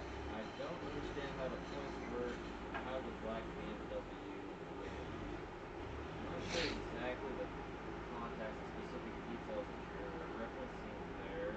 I think he's talking about that last battle. The vert won because the lead spun, I believe. Yeah, I was trying to think who's in the black BMW. Or this was the battle with the vert. I don't think there's a black beamer. There's a It could have been E36 vert. Jake's main color is black. I wonder if he's talking about that one. The white and purple livery with the Maybe, yeah. Jake black Fleming's. background. Oh, okay, yeah. I The wonder if 36, that's what he's yeah. talking about. I don't know how to tell you. We'd have to go back on and look at the judging battle. and stuff. I Yeah. can't remember that one specifically. The the way that the judges call things is obviously subjective, and so there's certain key things that each of them are looking for. That's the biggest factor in the judging. Sometimes the drivers make it hard. One judge might want to see more angle. One judge might want to see more zone fulfillment. One might want to see more speed. It just depends on what the judges are looking for. That's why in between the rounds, the drivers will go and talk to the judges and discuss with them what they're looking for, and the drivers meeting, talk to them about what the judges want to see. Usually the drivers know why one guy won. They usually know why they lost. For sure. Not always. That is part of the fun, in some cases, of drifting. The For drama, sure. For sure. right? Absolutely. There's some calls that people that are unpopular. Yeah, everything is. Any judge sport, you're gonna have calls like that, you know. Yeah, all right, we're getting him off the track here. As far as how the points work, though, there's a couple of different outcomes that you could get from a run. 4. Yeah. So in each battle, the judges will decide who won unless they. In this case, this is not something that you see in other formats. Usually, you'll do a one more time if they think that both the drivers did. They can't choose a winner. They'll do it one more time. But in our case, we just give them a tie. If they both did well, then they'll both get 5 points. If they both didn't do well, they'll get 2 points. If you win, you get 5 points. If you lose, you get 2 points. If you don't participate in a battle, if you're in your pits, then you miss out on the points. So the 2 points is there to reward people for being on track, basically. Yep. Which is awesome. Like I said, a battle of attrition. Whoever can stay out the longest or get the most battles in. But it seems like most of these guys aren't having car problems. That's another thing too, is you got to make sure your car is mechanically sound before coming to these events, so because you know you're gonna have 15 battles if you get to the finals, you know. Right. A lot of these guys, like, you got to think, Jerry's already done. He did 15 yesterday. Yeah. This 5 more today. That's 20. He's on Yeah. like his 23rd battle. Right. You know, that's Yeah. that's 4.5 comps of your car not breaking is pretty wild. Yeah. It's like you said, an endurance thing at this point, and Part of the thing that we encourage and specifically wanted to have because of this, like through this format, is for people to be able to have reliable cars. Where is Jerry at in our points right now? Jerry was So up how's there. that going to affect him? Yeah. So we'll see. Jerry will get 5 free minutes as soon as he gets to his pit. So if that's something easy, and you get it fixed in 5 minutes. If he's got some tie rods. We won't count the time that he was stuck on track. Yeah, for sure. So he is in. He was in third. Oh boy. 32. He's actually tied with second. So he's tied in second. Yeah, so he's right there.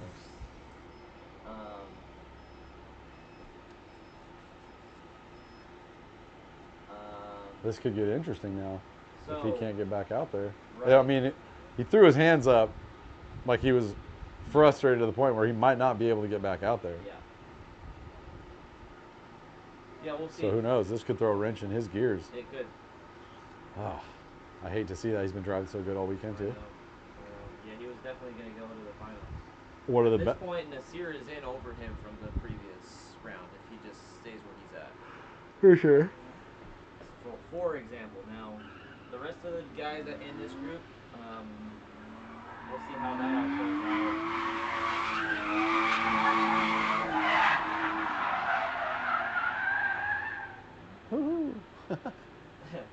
And Tanner a little bit in the dirt. A little bit in the dirt.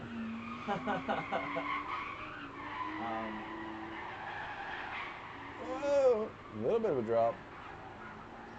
Just finished the run up. Just a practice lap.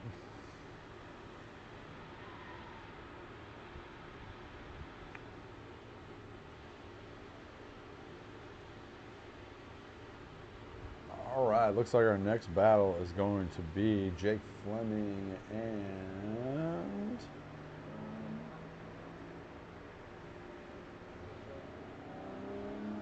that is Michael Arnell.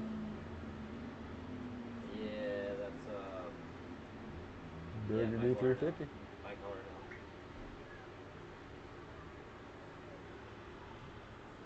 Jake's been thrown down too. That car sounds rad, dude. That's something about a turbocharger. It's just, whew. I like the way that he has definitely got a spicy car or a spicy engine under that. The V8s sound good, but a turbocharged 6 just a rev limiter on a turbocharged 6 just sounds so sick, dude. There's a reason that people don't talk as much about the BMW inline 6. Yeah, they rip. Yeah, JZRB are probably a lot of people's favorite engines. I know a couple pro drivers in Formula Drift still use the M50s, the motors out of the E36s because they turbo like crazy. My buddy Kieran that is here today has got a 650 horsepower E36. This thing is insane. Fully caged, it's rad. They're not fully caged.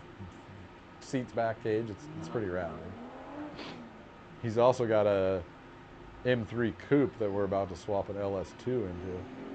And is he part of your? Yeah, he's part of our spot hitters group.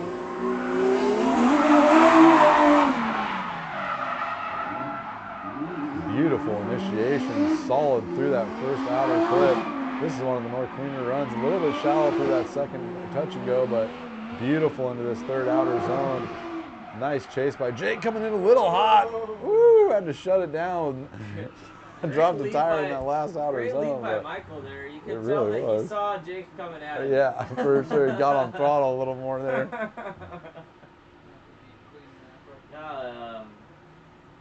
Jake obviously trying to push it a little bit there and prove why he should win. Next turn up is going to be Roy leading Tarek Steele in the chase.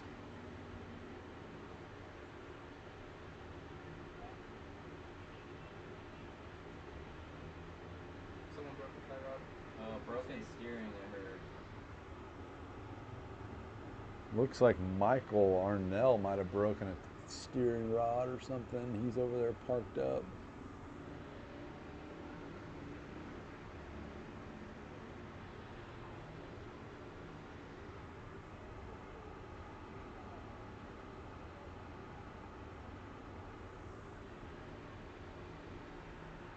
Getting our guys over there to check on that 350 to see what's wrong with it. Oh, so he's done. He broke the clevis under the rack. Right here or the Right there. right here or the right here? The right there. So Yeah, it sounds looks like a broken rack. so it looks like Michael Arnell, who was probably pretty high up in our points. He's in the middle of the pack, definitely. Yep. He was positioned to probably not make it to the finals anyhow. But I mean, they got 3 more battles. Anything could have happened, you know. yeah. But it looks like our next battle up is going to be Dante Albini and Rock Brown.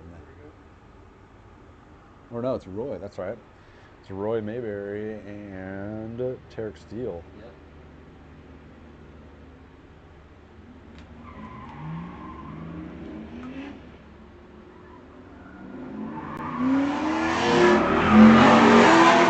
Mullins unit initiation, a nice smooth initiation, not carrying too much angle into that first outer, touch and go, fills it nice. The second outer fills it beautifully into this third little e-brake pull to fill out that third zone.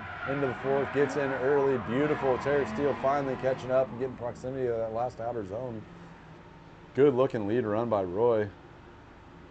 Tarek was a little bit far back in that chase, but we'll see what he can do in his lead. See if Roy can hang in the chase. Pulling through courtesy corner.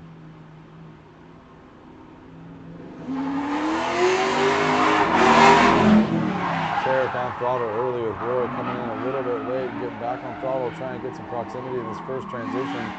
That outer touch and go, and Tarek fills it nicely. A little bit of a hesitation going into that second or third outer zone. Into the fourth, and Roy, ooh, a little tight on that transition.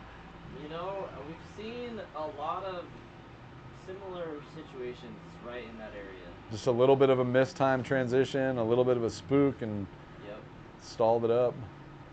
I'd much rather spin my car around than smashed into the guy in front of me, though. 100%. Yeah. All right, now we got Dante Albini and Rock Brown. I was hearing something over the radio. Not sure what's going on, but Dante. And I believe after this group, we're going to take another little break and then do we'll finals. We'll do a half-hour break. We'll get our finalists, and then we'll come back. Perfect. Won't keep you guys waiting for too long. Yep.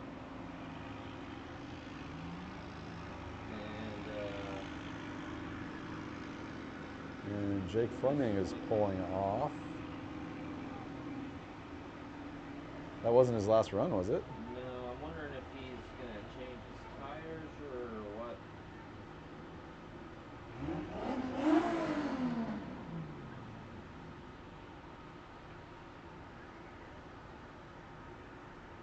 Why? What do they want? Oh, the drone just went over, and I think I saw Jerry Madden's car ready to come back out. Really? Already? I'm not. Wow, he is. He's over there waiting. He's like, I screwed it into the ground. I'm thinking that. Why didn't he just go on track?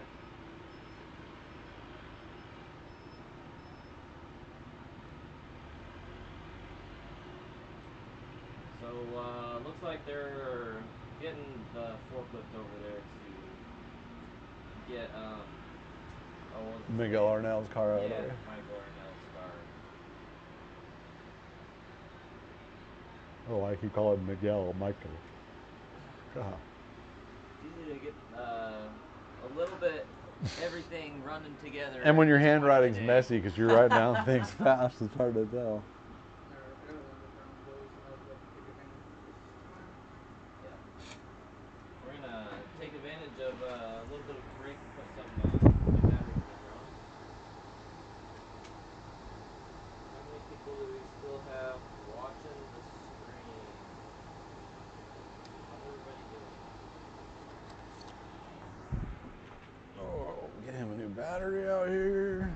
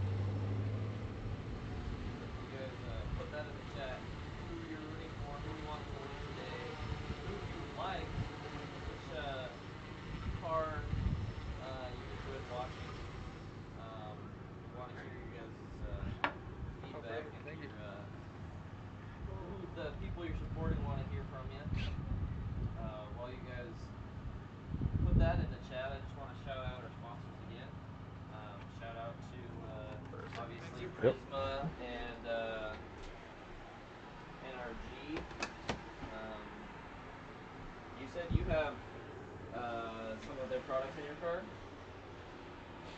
I do not. I do not have an NRG seat. My Roy has an NRG seat in his car. Mike has an NRG seat in his car. Yeah. Everybody's got NRG seats in their car except me. I need to get one. I need to get one. There are 6 seats though.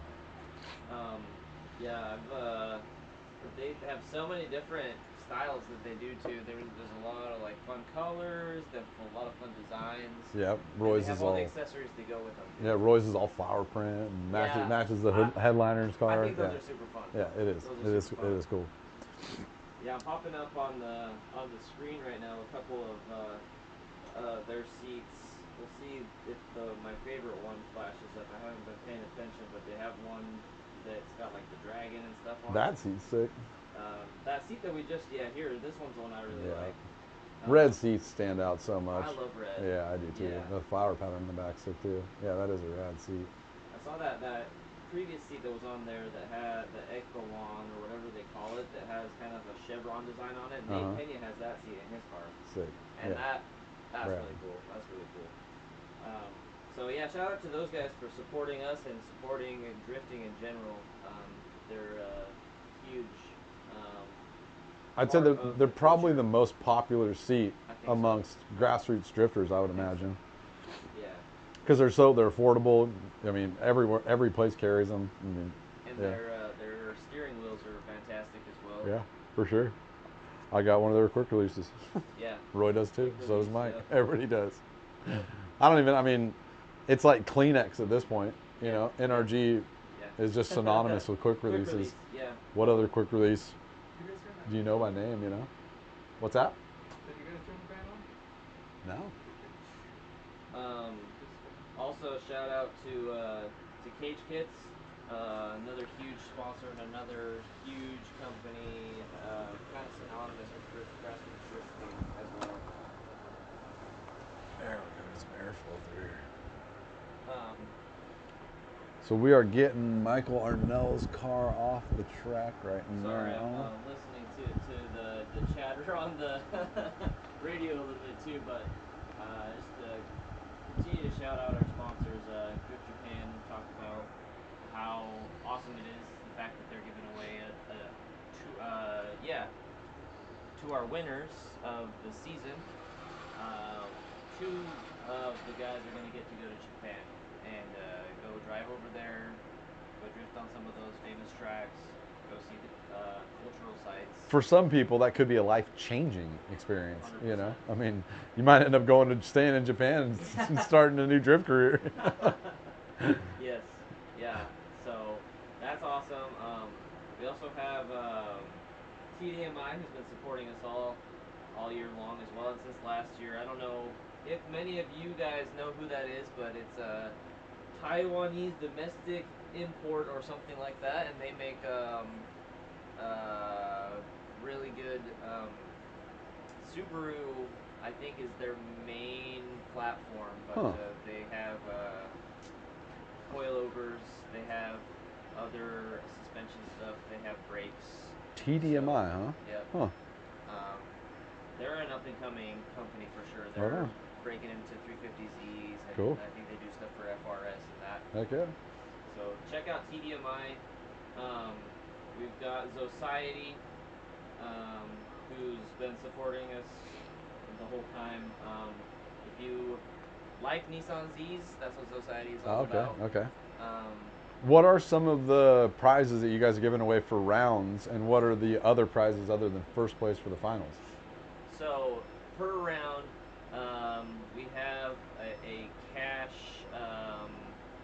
purse of $700 for first place in 235, 500 for second, I believe, and 200 for third. Cool. 215 is 500, 200, 100. Right on. That's just spitballing off the top of my head. I'm pretty sure I'm correct on that. And then we have a regional prize as well, which was I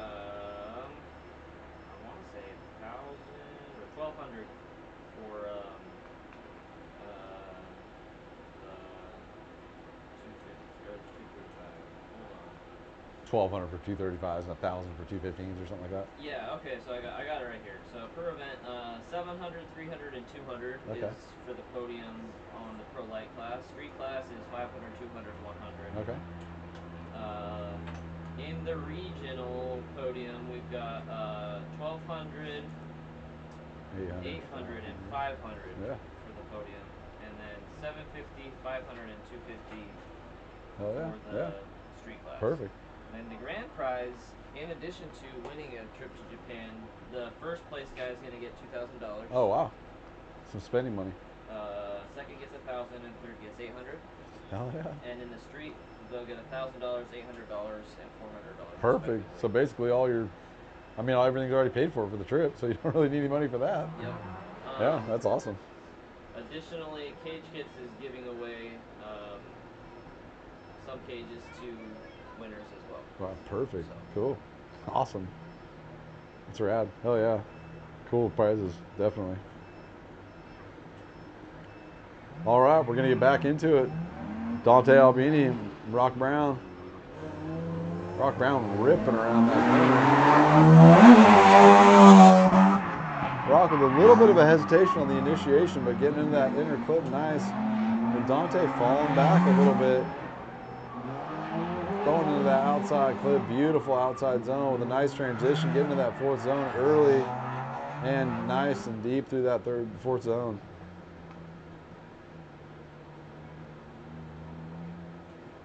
And swap them around. Dante leading. See what Rock Brown can do in the chase, what Dante can do in the lead.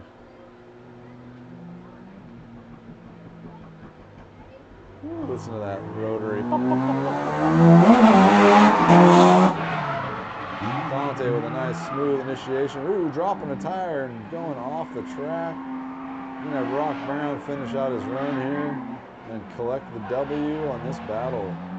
I'm wondering if we're starting to see a little bit of that fatigue set in on these guys. I think maybe a little bit. Said I haven't been eating. Yeah, we're up here fatiguing. We're not driving. I mean,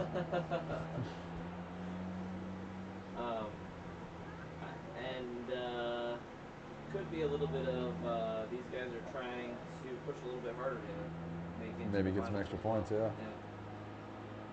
So next up, we got Tanner Smithson and Tarek Steele. I think that's Miguel. And, You're right, it is. That is silver. hard to tell sometimes with the sun coming off those. Yeah, you're right. All right, Miguel and Tanner.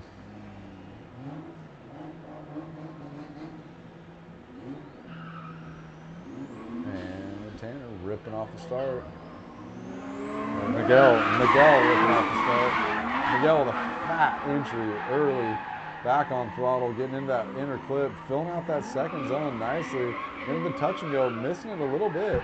Into that third zone, max angle through that third zone, just tucked it in there. Into that fourth, beautiful fulfillment through the third and fourth zone. That third zone was to a T, dude. Maximum angle, full throttle. It's beautiful. We're definitely going to have some of the missing battles due to being in the pits in this session. Well, depending on how Jerry Madden was doing, that might not affect him too much. Ooh, over angle there from Miguel a little bit. While Tanner's throwing down a good lead here. A little shallow in that zone, but coming out in this fourth zone, he's filling this fourth zone out nice. And Miguel kind of fell behind after that first transition. I think he was a little too tight and had to back off there and kind of killed his momentum to be able to get back in the chase. And I believe that's Jerry. No, that is Jake Fleming coming back out. Jerry lining up to this next battle. Is he? Actually. Wow. Jerry and Roy. Jerry came back out quick. Yeah. Judging by how upset he was, I thought it was going to be something more major than that. Yeah. Guess he's got a good pick for. That's another thing that we like to encourage all these guys is to figure out some sort of a pit crew that can help you out. Yeah, or help each other out. Yeah. I mean, I see a lot of guys out here helping each other out too. And that's the most common way in grassroots drifting. That's why you want to buy a car that's a popular car, so if you break it, you can use other people to drive cars. Jerry throwing down, dude. Roy with a nice chase. And they've dived back on the door. And Jerry with a nice third outer zone into this fourth outer zone, picking up right where he left off. Yep. Not missing a beat. Nope. Right back to where he was before. Well done, Jerry. Dude's a driver.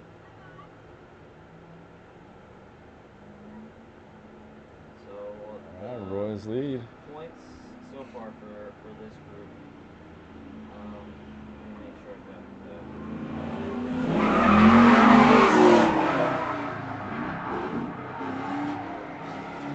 Beautiful zone by Roy. Filled out that second zone wonderfully. Just a toe tire touch into that second outer.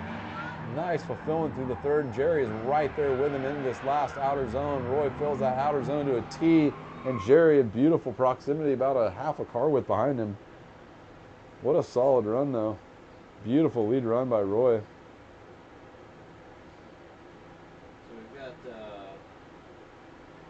three-way tie going on right now for first. Rock Brown, Jake Fleming, and Miguel all on 37. Wow. Jerry on 34. Derek on 27. This is Dante, and this will be Terry. Yep.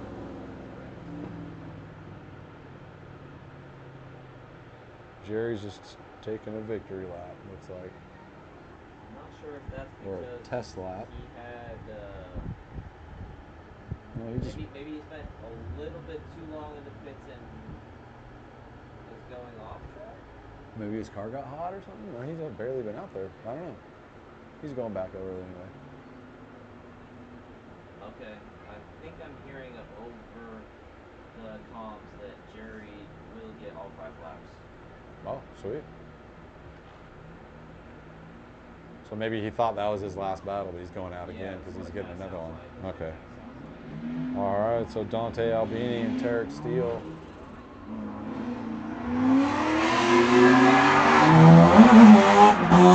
Tarek out the gates. An uncharacteristic smooth entry. He just hucks that in there. Getting out to that outer touch and go nice. Into this third zone. Fills that third zone out nicely too. Into this fourth. There Dante comes. There he comes. That's what we expect. Solid run by Tarek. Again, happy late birthday, Tarek. Yeah, happy birthday yesterday.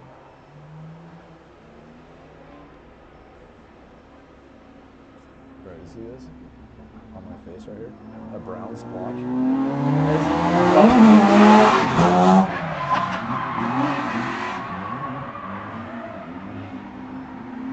Dante ripping this lead though. Into that touch and go. Could have been a little deeper, but nice. Ooh. Tarek filling out the whole zone. Dante a little bit shallow. And they swapped spots in the last zone. Dante filling it out and Tarek a little bit shallow. Little game of cat and mouse here. Runs I have seen from Dante though. Yeah. Although he has been pretty good at his leads. And it looks like that is Dante's 5th run. He is going to be headed out.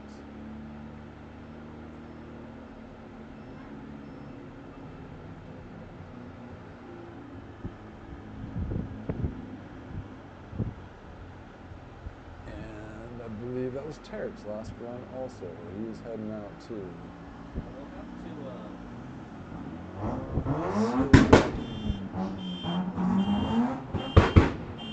Set a fire alarm on. Car alarm. We'll have to. If you hear that outside, that car was so loud it set that car alarm off. Yep. Had a little backfire and. All right, so Rock Brown and Tanner Smithson up next. Rock Brown is going to lead first, and Tanner is going to obviously chase. I was gonna say, something, but I lost my train of thought. I'll get to hear it back in a second. Put that back in the case of so it doesn't get kicked in the ground and stepped on or something.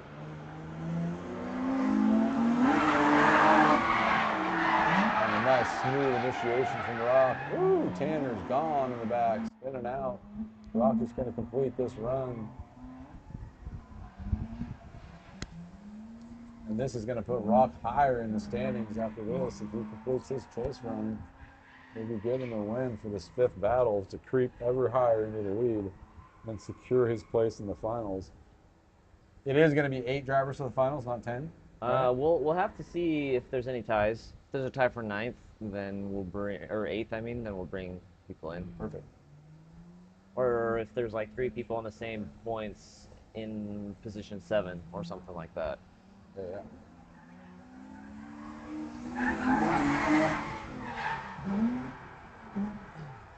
Yeah, I was gonna say. Nice initiation with Rock right on his door. Beautiful transition by Rock. A nice outer zone by Tanner to get off that touch and go, which messed him up a little bit for that zone. And Rock's doing the best he can to stay out there. Gets out to that final outer zone well, but I think that's going to be secured for Rock there, and which is going to secure him a position in the finals. Yeah. Yeah. So our points right now: 39 for Jerry. 37 for Rock, although... Hold on for a second. Hold on. 39 for Jerry? Yeah.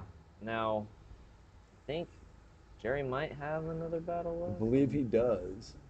Jake has a battle right now. So I would say it's confirmed to be the top 4 from each group at this point.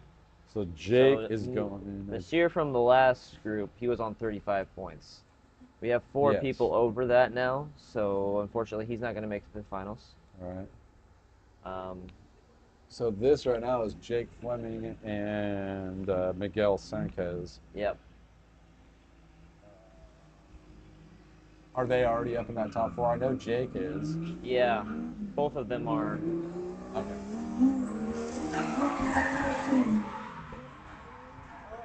Big flip from Miguel. A little late from Jake, but right on his door.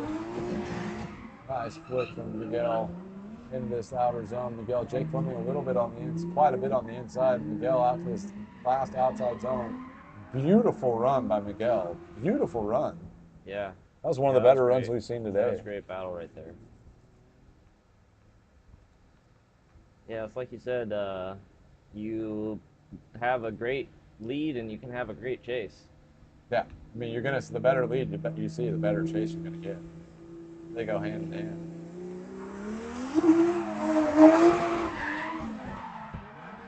Jake just absolutely screaming. Missing that outer zone. Miguel's right there with him. He needs to close that gap just a little bit, and he does into that 3rd outer zone. Tighten it up a little bit. Nice outer zone into that 4th outer zone. Oh, Miguel shuts it down. Oof. Not sure what happened with That Miguel might there. mean a Jake lead after that shutdown. Yeah, I would say. Climb ever higher in 1st place. Yeah, that would put 3rd place. Jake Where's he at? 3rd on place. 42, tied up with Rock. So our last run out today is Rock and Roy. Rock and Roy. Rock and Roy, yeah. I've had this one before. We have. It rings a bell.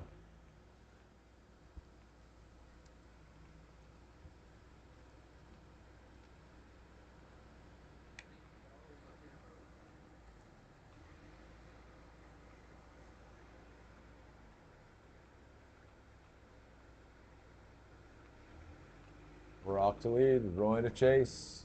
And I believe we got one more battle after this. And that will finish up our Group 2, Round 2.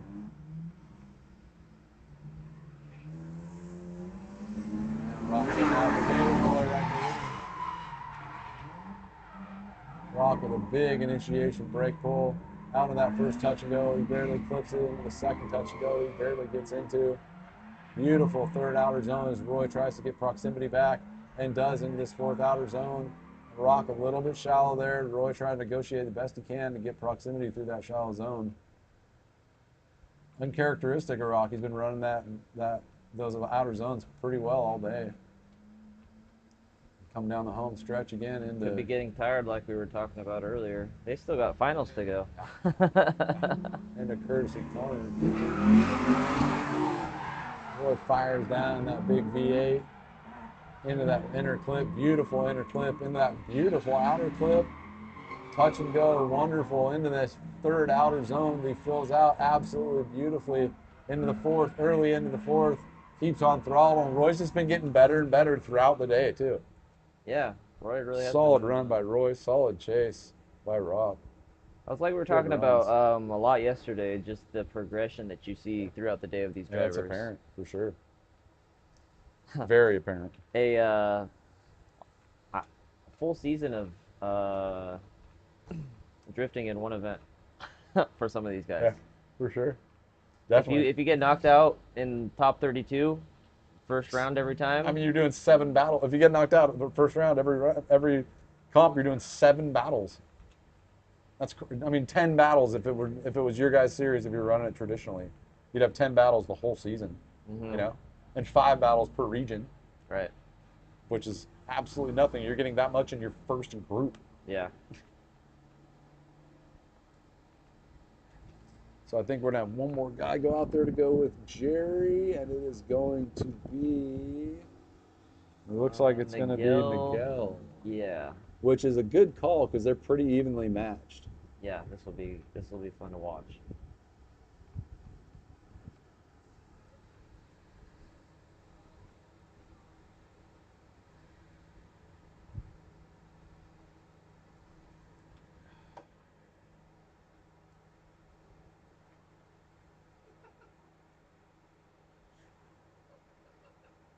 And after this battle, we will be going to a 30-minute break. Much needed. Much needed for everybody, for the drivers that just drove. We would need a little bit of time to probably refresh. Change the tires. Relax a little bit. Yep. Get out of the heat. Like, you can't be cool in those cars, I think. Yeah. It's got to be so hot, dude. At least we're in this shaded room. They got to be out there sitting in the heat the whole time.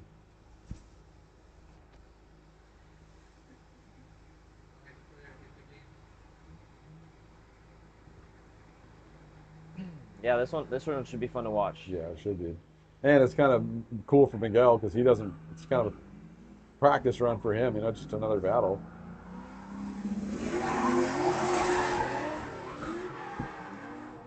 Jerry doing what he does, a big huck into that initiation, touch and go, beautiful.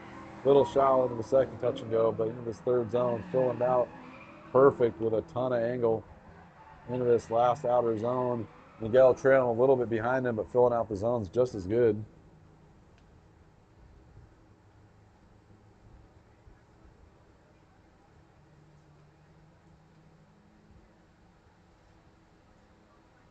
I'm ready for winter, dude. Yeah. Yeah.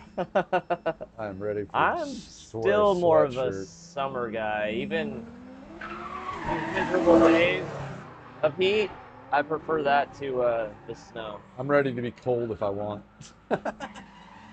Beautiful run by Jerry, though. Beautiful run by Miguel. Jerry getting on the door with another dive. Solid outside zone by Miguel. Jerry ripping it right back on the door again with a tire drop by Miguel. Followed out by Jerry to keep right on his door. And that is going to sum up our last battle of this group, I believe. That should be it. That should be it. So, yeah, we'll be coming back in half an hour to do the finals. So everybody tune in for that.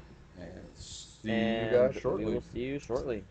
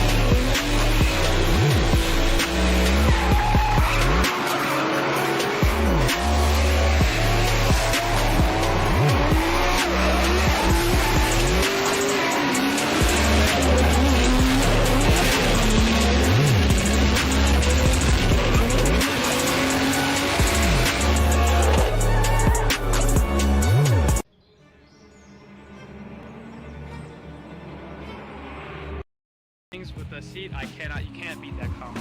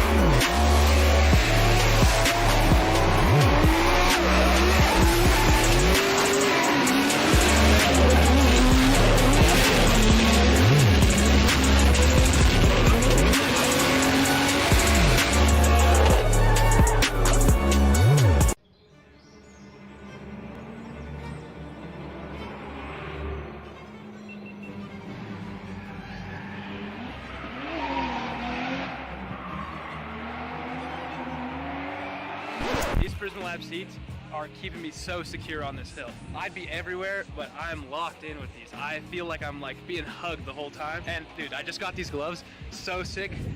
These things with the seat, you can't beat that combo.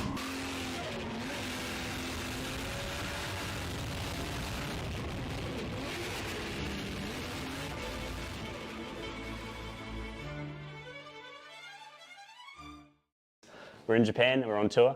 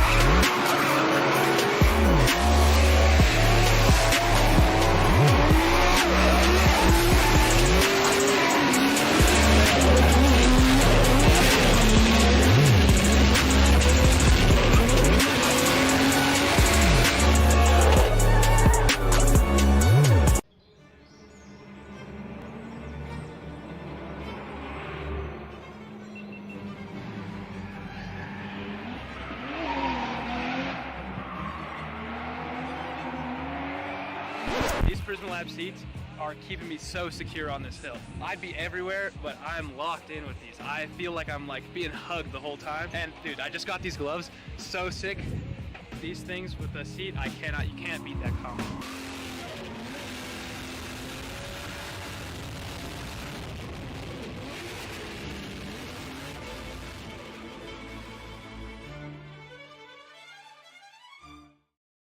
We're in Japan, we're on tour.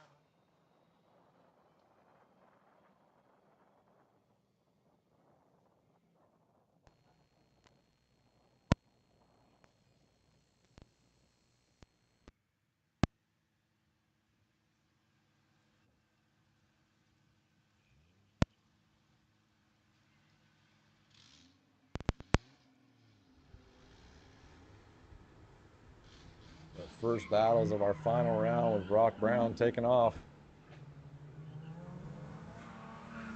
Miguel close and tow right now. The big flick for initiation. Pulls in with a nice smooth initiation through that inner clip. Clips it nicely with one tire in. Doesn't get a tire out to that touch and go or the second touch and go. With Miguel kind of falling back there due to those inside lines. I'd like to see him get a little further out there, but fills out that third nice into the fourth. Still a little bit shallow with Miguel trying to get proximity. Just not able to get proximity as well as he'd like to through those zones with the little bit shallow of a lead, which we didn't expect from Rock. He's been throwing solid leads most of the day. But they get 4 more chances after this. This is just the first of 5 battles for each driver in this final, where the points did reset. So we're a clean slate for these finals. Miguel, huge initiation. Beautiful inner clip, throwing throttle out to this outer where he gets just barely a tire into that touch and go, fills that second touch and go zone beautifully into this third outside zone and into the fourth with the trail chase driver in tow there, getting proximity into that last outer zone. Beautiful drive by Miguel there.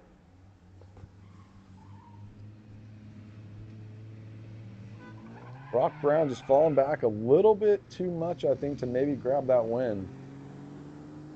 But Jay Herman up next with Jake Fleming in tow. Oh, never mind. Opposite. Jay Herman in tow of Jake Fleming. Jake Fleming's been throwing down hard all day. I think he was one of our top scorers, if not the top scorer.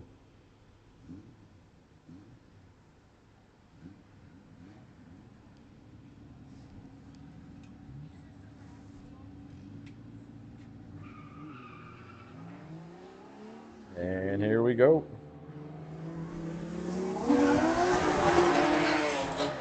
Jake Fleming versus Jay Herman. Jay right on his door from the start. Jake failing to get out to that first touch and go, but negotiating that transition good. Jay right on the door as he transitions, but maybe a little bit too close as he didn't have the drive to get out to that next zone. And Jake beautiful out to that next zone and back on the door again in the chase through that final zone.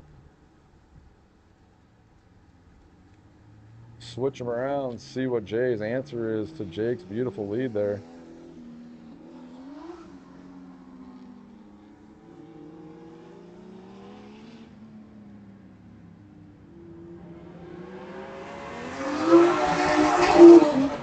And here we go, Jay in the lead, flicking to that first inner clip. Beautiful inner clip to the outside touch and go. Filling those 2 zones better than most people on the track today. Going to this second or first long outer zone, dropping a little bit of a tire, but full fulfillment coming to this fourth outer zone with Jake getting proximity back into that last zone again.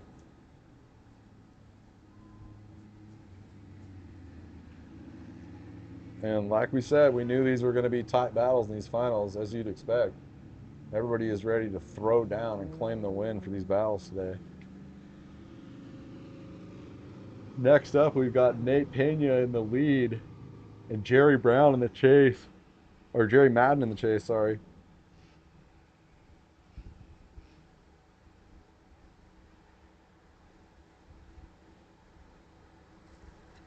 We are ready to send them off. The sender move out of the way, and here they go. Nate Pena, Jerry Madden. Nate to lead first. Comes around courtesy corner. Beautiful flick from Nate. Nice, smooth initiation. Right on the door, says Jerry. Not able to get out to that touch and go, but into the second touch and go, into this first long zone. And Jerry right there waiting for the transition, backs off a little bit.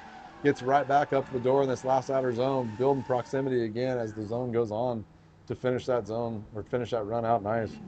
That's going to be a tough one for the judges to call too. Good leads, good chases. Well, we got one more, that's right. It's not going to be hard for the judges to call yet. And Nate just giving nothing to these guys on the chase. Nate right on Jerry. Jerry, nice wide initiation. Nate a little bit inside, that might throw him off, but he gets on throttle early enough to stay in proximity.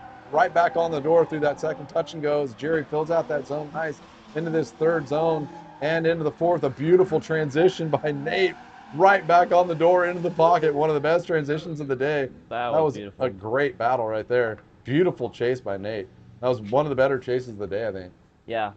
And he set it up at the very beginning. Like I said, you've given them nothing on that, and that's something that Nate's very experienced at this. He knows how our little like gentleman's thing for the Yeah. transition goes. Yeah. We And- tell all the drivers, it's on you as the chase driver to make sure you are in the right position when you start. For sure, And definitely. you saw him right on top of his bumper. Right on the back of him the whole time, run up to the start, up to the initiation. That was an extremely good chase. And I thought he was going to lose him a little bit in the start there when he came in a little bit shallow in the initiation, but right on his door, backed off. Great transition. Back on his door again, that outer zone. Solid. All right, next up we got Miguel Sanchez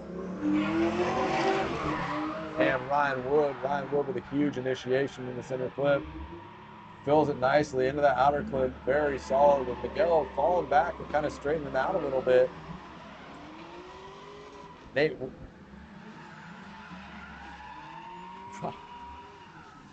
I lost my train of thought in that Yeah. solid lead by Ryan Wood. Well done, Ryan. You were saying the last one might be a little bit hard to call, and the judges agreed with you. They tied them up. Yeah. They said that was a great run by both those guys. They're both going to get 5 Definitely points. get 5s. See if Miguel can throw down as good of a lead as Ryan. And the start looks just as good. Filling out zone 1 and 2 perfect. Coming to 3, filling out absolutely perfect. Nate fall back a little bit, getting a little too aggressive in the transition, but getting his proximity back to the end of zone 4 into zone 5 and filling that zone out perfect and within a car length in proximity. Yeah, this one's Beautiful probably going run. to come down to the chase versus chase. I would say. would imagine so. I think that Miguel's chase was maybe just a little. He had that little bit of a little bit mistake at the bobble there, beginning. Yeah. I think that might be the difference because that was a pretty close call. Next up, we got Jay Herman and Jeff Conrad. Again, Jay's been throwing down all day. Yeah, Jay's been doing great.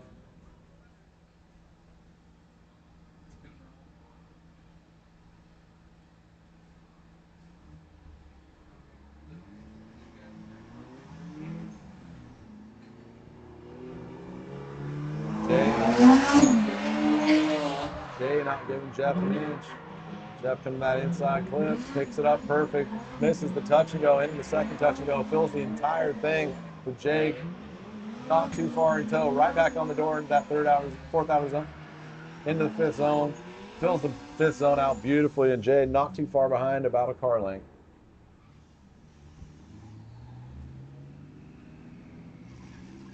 Now Jeff has a little bit of an advantage, not so far in the run, but as he knows that Jay's been throwing down solid leads all day, and he can count on him to throw down a solid lead and be a little more aggressive. Jay throws down like he's been doing all day with that big initiation, right into the outer zone, drops the tire there. Jeff not too far behind him, maybe a little bit aggressive on that transition.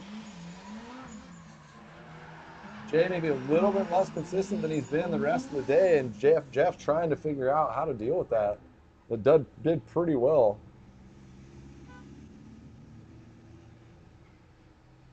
And we got our next battle coming out already with Rock Brown and Jerry Madden.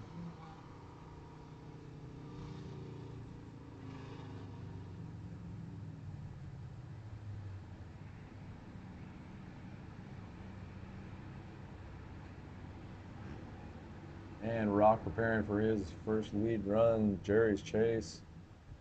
And here they go, send it. Rock Brown's been driving great all day, as well as Jerry's. Solid battle here. Nice initiation by Rock right there by Jerry, not giving him any room. Picks up the first touch and go into the second, a little shallow there, leaving Jerry behind a little bit. Trying to catch up and get back in the pocket, fills that 3rd outer zone, a little bit shallow, but Jerry's right there. And again, a little bit shallow in that last outer zone, but Jerry doing his best to be right there. We'll swap it around to Jerry's consistent leads he's been throwing all day, and Rock Brown gonna throw down in that chase and see if he can't get a little bit tighter proximity. But I don't know, it's gonna be tough to do with Jerry getting great proximity through that first run. Rock not giving him an inch. Both on down. Rock coming in just like Jerry, right on the door, not giving him much room. Little room for the transition. No tire draw from Jerry into that second outer touch and go. Beautiful into the third outer zone. Right there by Rock, into the fourth outer zone, right there by Jerry, in the zone, right there by Rock, in proximity. But again, I think that might have been one of those lead chase uh, uh, situations there where it was a very good leads provided a very good chase. So I think that Jerry might end up getting that battle because of that superb lead there. Maybe an 8 lead by Rock and a 10 lead by Jerry, you know, or a 7 by Rock, 9 by Jerry. The other thing that you could tell was how Rock knew that he was going to get a good lead. Yeah, but the that's what proximity, the transitions, bumper on bumper, very well done there. All right, Great lead because of a great chase. Exactly. Or great the other chase way because of a around. great lead. Yeah. All right, Jake Fleming, Miguel Cinquez.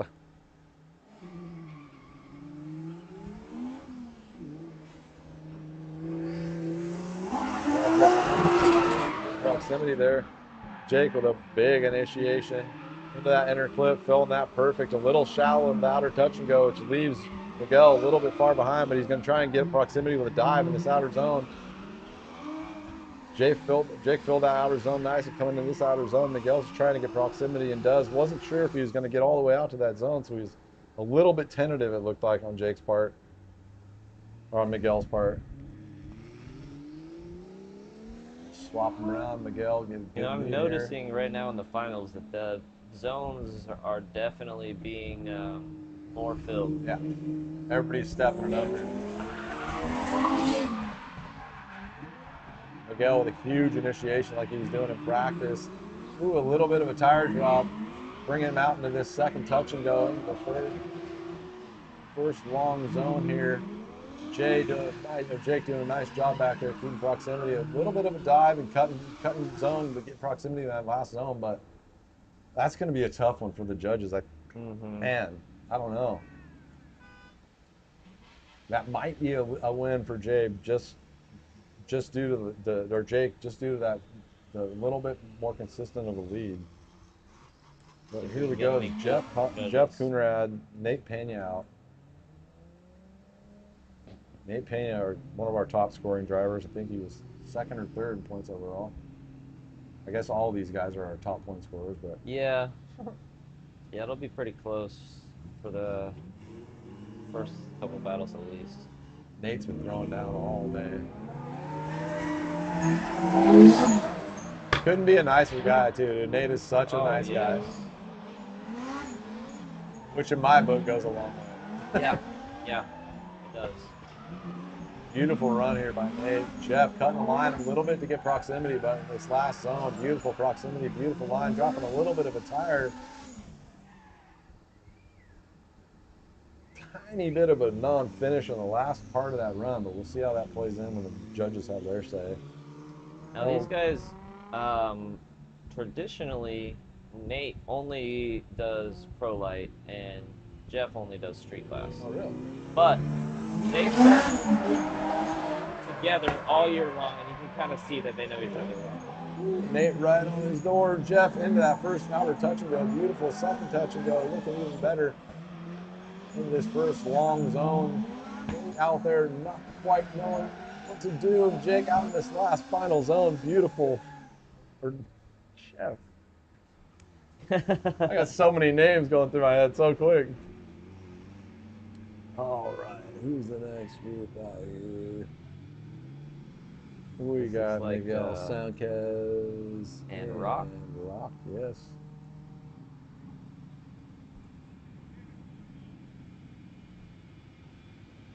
We got Nasir Lee coming into the booth. How's it going, Nasir? Hey, man. You did your best. You used to drive that other... You got anything you want to say to with the wide live doors, stream? right? If you aren't out here, you're missing out. Anybody who did not come, this is probably the most seat time and ever like tandem laps I've ever gotten in my 5 years drifting career. So you guys definitely missed out if you don't come to a UDC event in the next season. You might as well just don't drift at all. Well, appreciate the endorsement there, man. Great driving today. Any like standout battles that you had today? All my battles with Nate and Blixer Racing. All three of us probably the most aggressive driving, and we all were putting it on each other's door every lap. I had like 2 ties with Nate and then a tie with Brixton. So I can tell you that our driving is kind of on par with each other. Yeah, great driving today. Who's your pick? If you had to decide right now, who's gonna take it all? I'm going for my boy Nate. If I didn't win, or Tarek, I want my boy Nate to win. Okay, all right. Yeah, And like Nate's I said been- earlier, he's a super nice guy. Yeah. Such a nice guy. right. I met him on Thursday. They came to my shop they changed some tires. I changed some tires for them. And they're like, oh, you're going to EDC too. So that's why I met him. Cool. Hell yeah. All right. Next up, we got Jay Herman and Jake Fleming. Jake Fleming. Now I'm going to tell you guys beforehand, I might get these names messed up. They're a little too close. Jay and Jake. Come on. Just a at the end.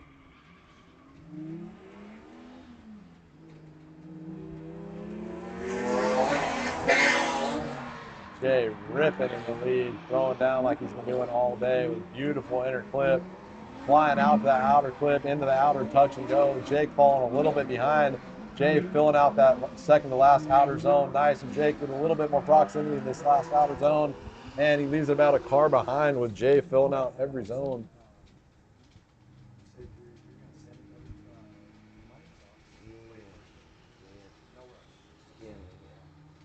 Thank you. I had so much fun. Yeah, dude. You will see me way more next year. Awesome. All right. Thanks, Oh, man. Sincere. You too, brother. Have a good one, man.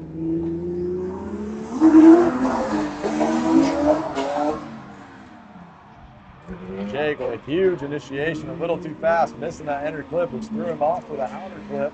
But in that second touch and go, looking solid. Whoa, Jay right there with him. Wow. Man, that was a hell of a transition. Jay right there with him Oh, again. man. Maybe bumped him a little bit in the transition, but didn't stop Jake. Man, what a couple of transitions. Wow. Beautiful Those driving. boys are getting rowdy out Yeah. there. Beautiful driving from both drivers. Man, those were bumper to bumper.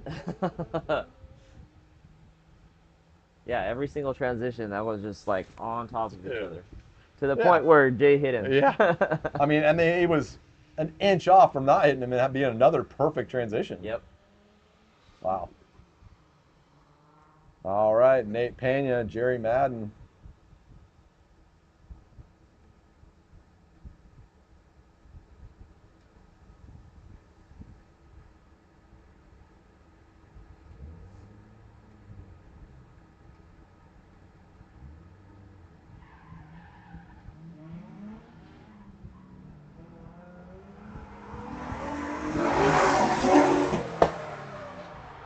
Beautiful initiation by Jerry, huge angle. Yeah, snapped right to that angle. There. Beautiful zone fulfillment, looking even better from Nate. Wow, what a beautiful chase from Nate. Getting into that dirt a little bit is Jerry. Nate backing off a little bit to be safe and back on the door again for that last outer zone, getting wonderful proximity within a half a car length.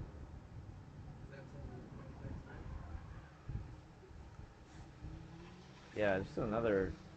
Thank you again to our Beautiful FPV run. guy, drone guy, Dakota, for being up in the air all day, following these guys around. It's a long shift. Huge initiation from Nate, right on him by Jerry. Nate failing to get to that outer zone, but Jerry not falling behind at all. Nate covering that touch and go and getting out to that third or fourth outer zone, fifth outer zone. Beautiful transition by Jerry right on his bumper, and Jerry with a little bump and a little stall by Nate into that last outer zone, trying not to drop a tire. I think that was, maybe that was on Nate coming out of there, I think. Jerry was doing everything he could not to hit him and keep angle in that zone. Our next battle up is going to be Rock Brown, and it looks like Miguel. Yeah, Miguel and Rock. And these guys are all so evenly matched out there. They really are. I mean, I feel like any of these guys could have won this on any day. I mean, Looking at the points right now, top 6 all on 12 points. and minuscule differences on the last two Yeah, for being under points. for sure. You know, like very small margins. Those last two runs were killer. Couple little mess ups here and there, but two of the more solid runs throughout the comp.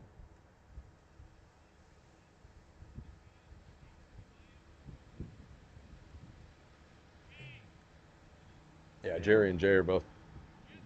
They got wheels on them, dude. Those guys are good drivers. And I heard Jake's gonna go change his tires real quick. Tactical move there. Yeah, I know. Looks like Rock doing the same. So they'll probably just grab the next guy up in line. Which is Jeff Coonrad and Or it's like Rock.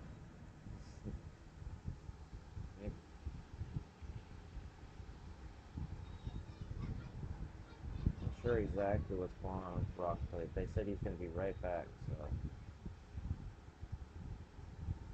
Jeff and Ryan are out there lined up next, it looks like. all right, here Beautiful comes Rock back California. over. Oh, we do. Yeah, you guys. Yep, here comes Rock. Flip it around.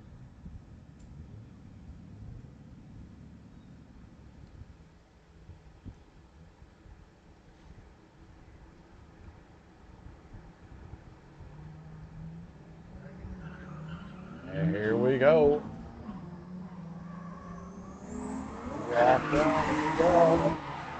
Miguel with a huge initiation. Rock getting right on his door, a little wide on that inner clip, making him miss that second clip, but into the touch and go, looking solid. Rock right there with him, trying to gain some proximity by cutting a little bit of the line. And Miguel finishes that last outer zone. Rock right there with him.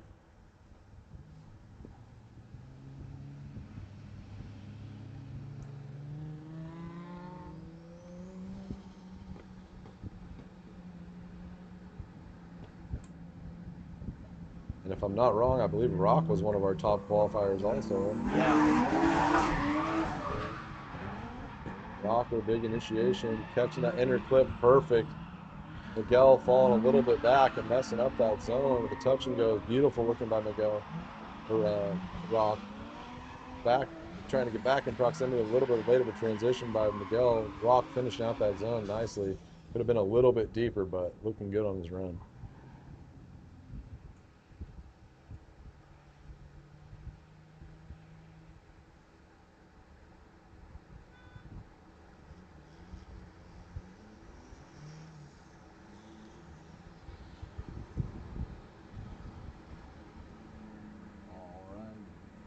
Jeff Coonrad. A lot of love for Jerry Nate in Madden. the chat.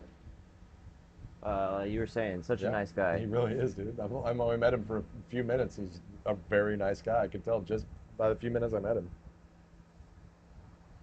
Eric All right. Kegney, one of our drivers from the South, has driven with both Nate and Jeff a lot, saying that battle that they had, this was going to be sick. And it was. Yeah, absolutely. It was. One of the better ones, like we said. All right, Jerry Madden, Jeff Coonrad.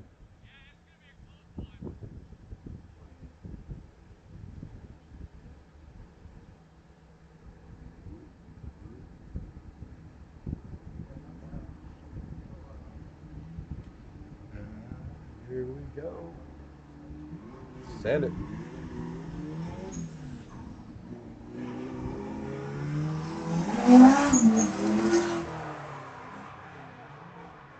Jeff, a little bit tentative initiation, and a little bit of a straighten there. Jerry trying to get proximity again after that little bumble by Jeff there. Jeff seems to be trying to. Out to the zone. Beautiful fulfillment on that last zone. Jeff seemed Jerry, like he was really having to work it yeah, on that it really lap did. for some reason. It really did.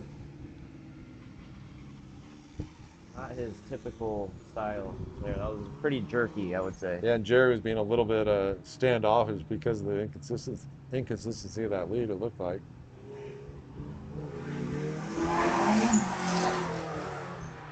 Jeff with a nice, huge initiation again. Filming into the second, wonderful zone for filming into the third, keeping it consistent. Ooh, a little too aggressive.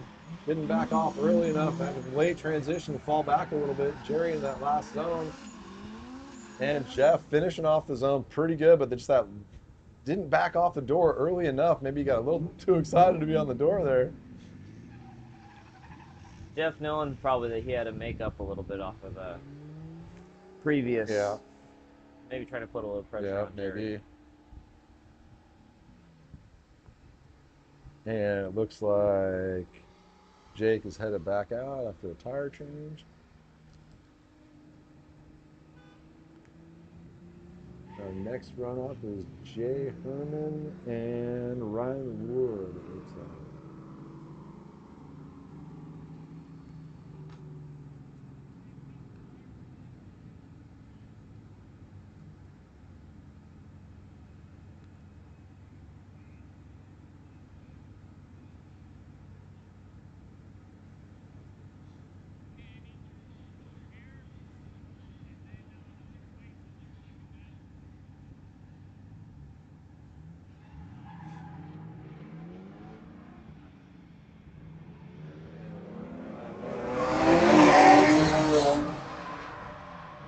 Ryan with a nice big initiation into that inner clip, coming up a little bit shallow into that touch and go. Jake doing the best as he can to try and catch up. Ryan a little bit shallow with that second to last outer, and Jay maybe got caught a little bit behind, thinking he was going to go a little bit deeper. Not quite sure how to negotiate that chase there, Jay. Get them back lined up for Jay's lead.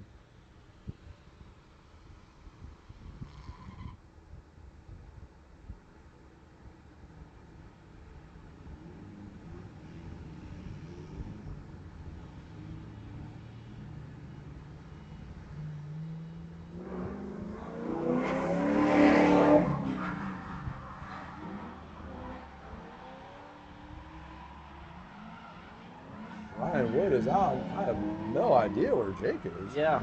Or Jay is. Jay is nowhere to be found. Ryan finishes his run. Maybe Jake pulled off into the pits. I didn't see. But Sounds next like up, Jay exited into the pit.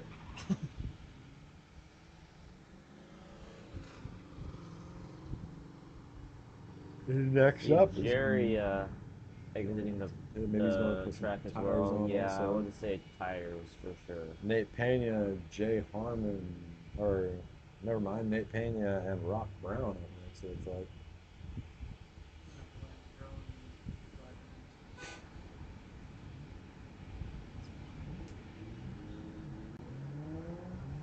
We got like 5 minutes left in that round.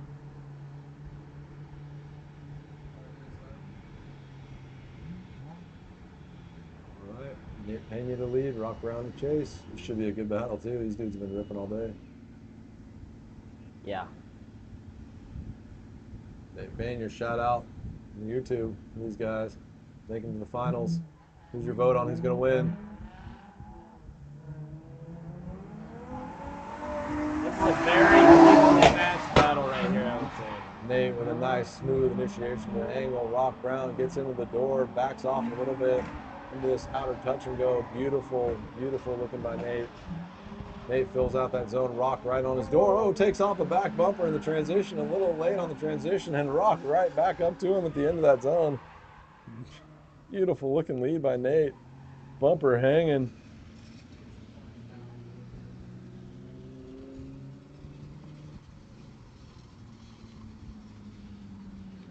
Now it is Rock's turn to lead. Nate's turn to chase. Maybe going to pull off the bumper. Yeah, I'm just gonna take that bumper off real quick. And there goes the bumper. And we're ready to go again. Nate Pena, Rock Brown. Rock in the lead. Nate not giving him an inch. Nate is right there, dude. Rock with a big initiation. Nate right into his door. Rock missing that first touch and go. Into the second touch and go. Rock fills it out perfect, but Nate lagging a little behind. Dives back into the door on the fourth outer zone. Into that last outer and fills it out nicely. Man, that was crazy. Great job, Nate. Great by both of them. I can do another one. Uh, if I'm not wrong, I think that was their 5th battle. Yes. And they are headed off. Yep. Yep, that was the last one for both of them. Winner of that one is definitely in contention to get first. I think we might be landing our drone for a second. We'll see. I think we're going to stay in for this last battle. Possibly. This is Miguel Sanchez and Jeff. Jeff warms up the tires a little bit.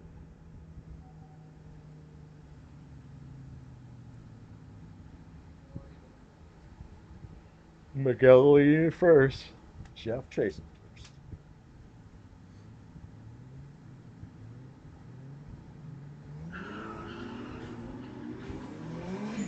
Here we go. There goes Miguel's hood. Jeff drives right through it. Wow. Miguel with an inner clip. Beautiful outer clip into the second touch and go. Into the third zone. Beautiful fulfillment on Miguel right there by Nate. Or Jeff. Beautiful fulfillment. That was a wild run with that hood flying off at the start. Man. And Jeff ran right through it. He's lucky that hood flew off and didn't smash into his windshield. Yeah. Yeah, from our angle, it looked like that could have happened. Yeah. That was wild. We got to get a hood off the track now. Maybe. Nope, the hood's off the track. We're good.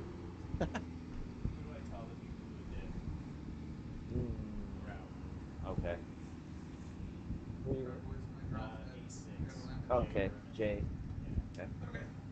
Getting an update from Bayrad, who's here with Jay Herman, that they blew their dip, so they had to drop out.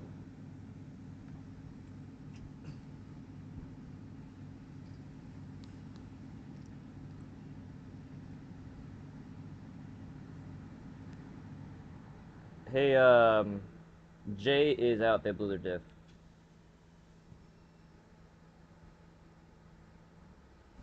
Oops. Yeah, we got a rich. We've got Bayrad in here with us. Bayrad, I don't know if you remember me. I know you a little bit from hanging out at FD a little bit. What do you think today about the format today?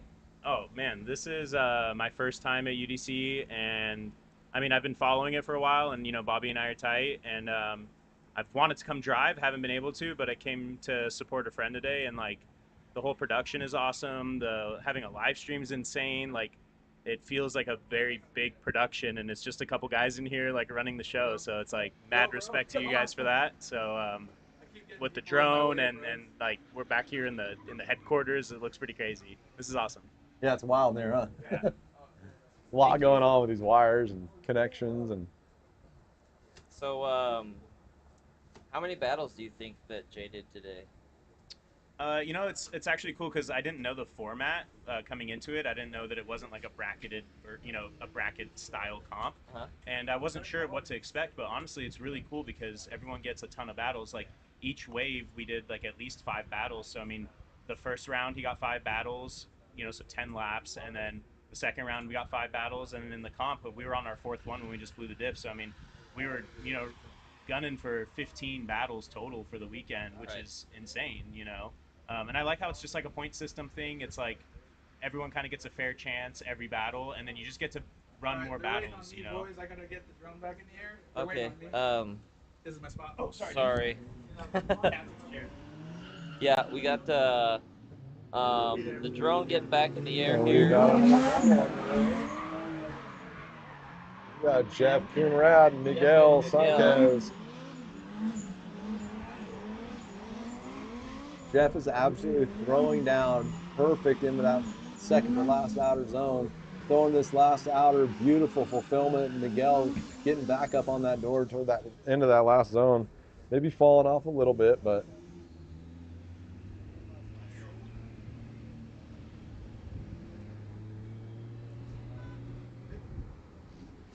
So we've been talking about Bayred, how much you would get in a regular season of if this were a top 32 bracket type of thing. Um, you've got a lot of experience with top 32 brackets. How many battles do you get over the season on the FD team? I mean, it really depends on how well you do, right? Because in a bracket system, it's you lose one and you're out. And so if you're in a 32 bracket, you get 5 battles until the finals, you know, or through the finals. So, but that's if you win every battle. So like the difference here is you get 5 battles whether you win or lose a battle, and it's point system.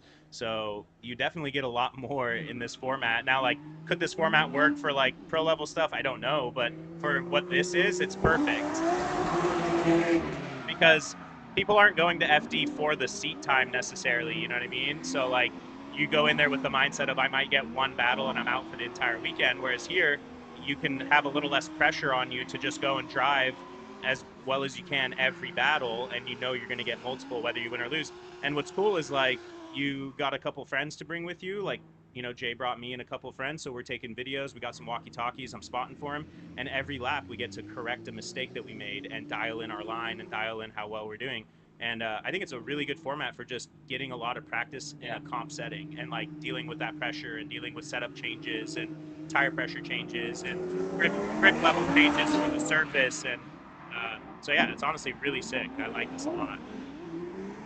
Well, appreciate you giving us that kind of insight on it. That's really what we're about, is to give these guys a lot of competition experience, and like the amount of progress from even just one day of the comp is incredible every time to me. Yeah, in fact, like for my driver, this is his very first time doing any kind of comp. So like for him to come out and not just lose his first battle and be out for the whole weekend is awesome because we've really got to dial in the car, his driving, the line that works for what power level his car is at, and Jay so was like shredding today. yeah, He was one of the better picking drivers it out up, here.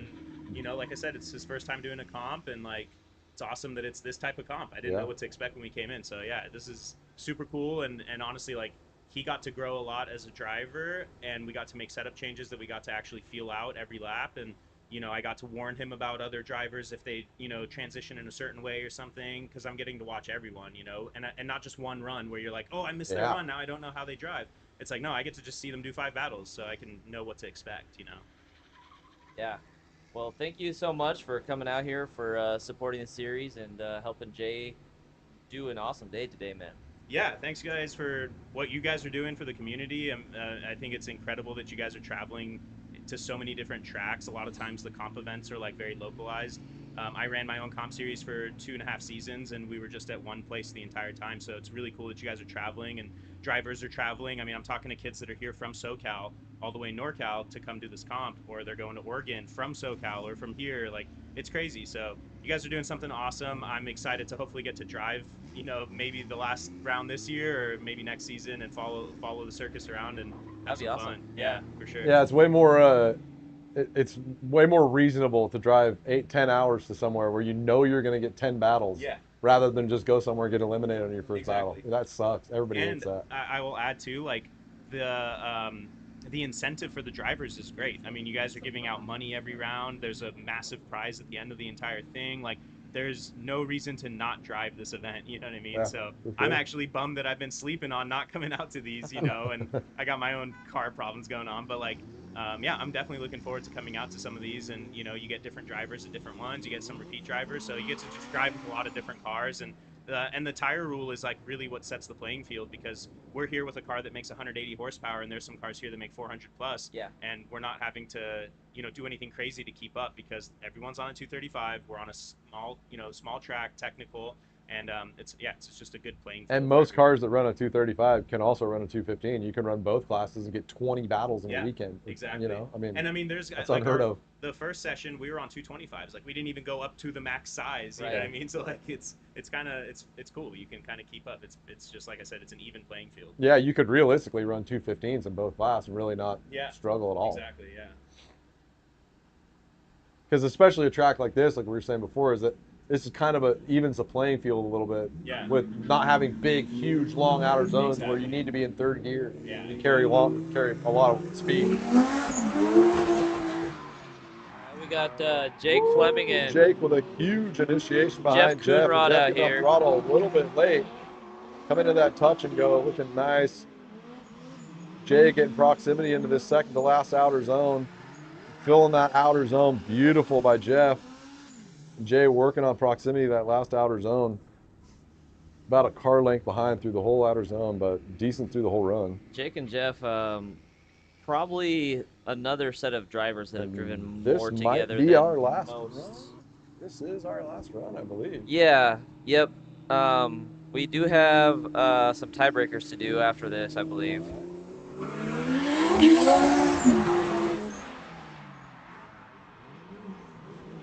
Jake absolutely throwing into that first corner, but coming up a little bit late on that zone, not getting on throttle early enough, but beautiful transition by Jeff, getting a little bit of angle sacrifice to get proximity, and beautiful transition to that last outer zone with Jake filling that last outer zone nice and right up on his tire for that last, finishing that last zone. I think these two really enjoy driving together. Who do you pit with an FE? Okay.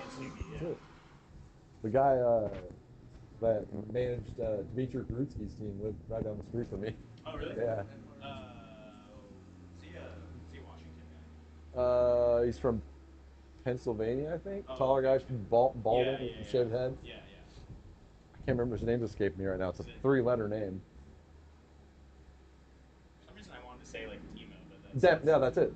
Yeah, Demo. Yeah, that's it.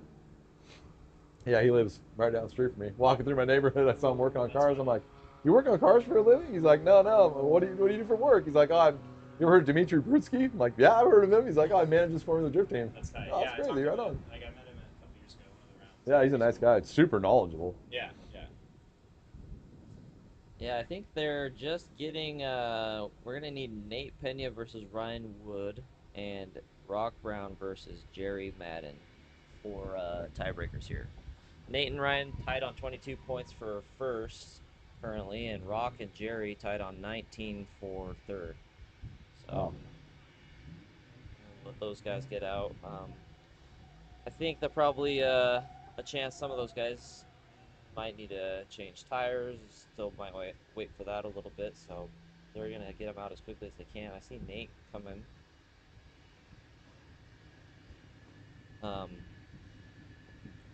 Yeah, the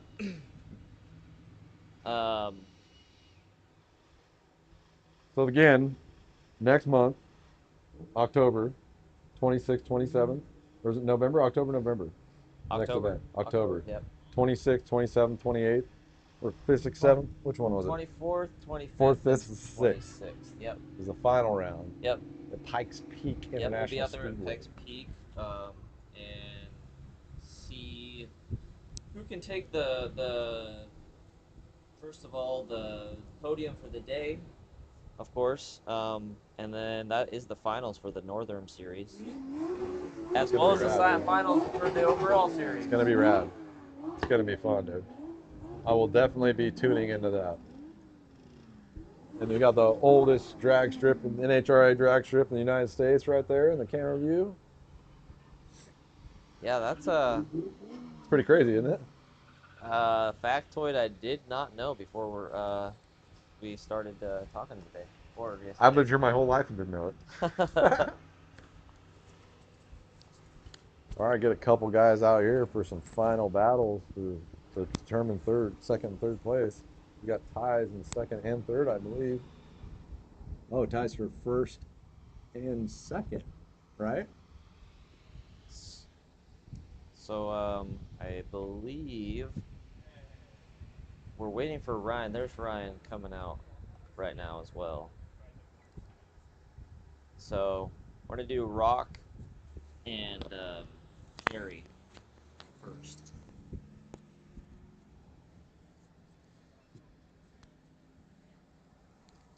So who wins out of them will determine third. Third, And who correct. wins out of the other group will determine first. Yep. And second. So we've got Nate Pena, Ryan Wood, Rock Brown, and Jerry Madden. What a great way to finish the day, dude. Yeah. With 2 playoff battles. Yeah. This should be awesome. Yep.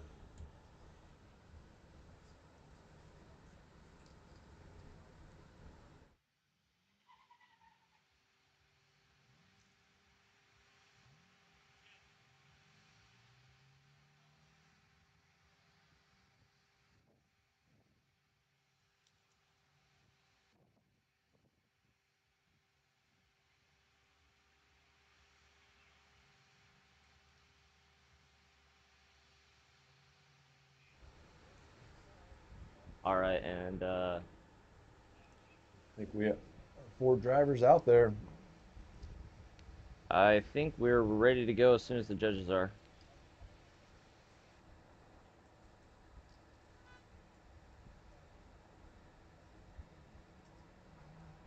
All right, let's do it. And here we go, getting staged up.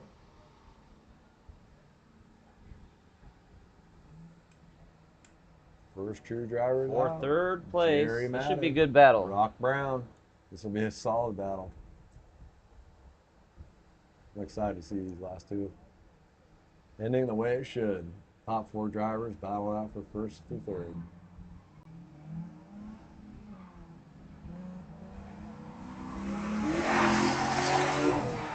Rock not giving Jerry an inch. Jerry with a huge flick in that initiation. Filling out that first touch and go perfect. Into the second touch and go beautiful. With Rock getting proximity right on his door through the second to last zone. Nice transition, falling a little bit back, but filling out that zone by Jerry perfectly. Beautiful chase by Rock. Could have been a little bit more proximity, but you can't ask for much more than that without being overly aggressive.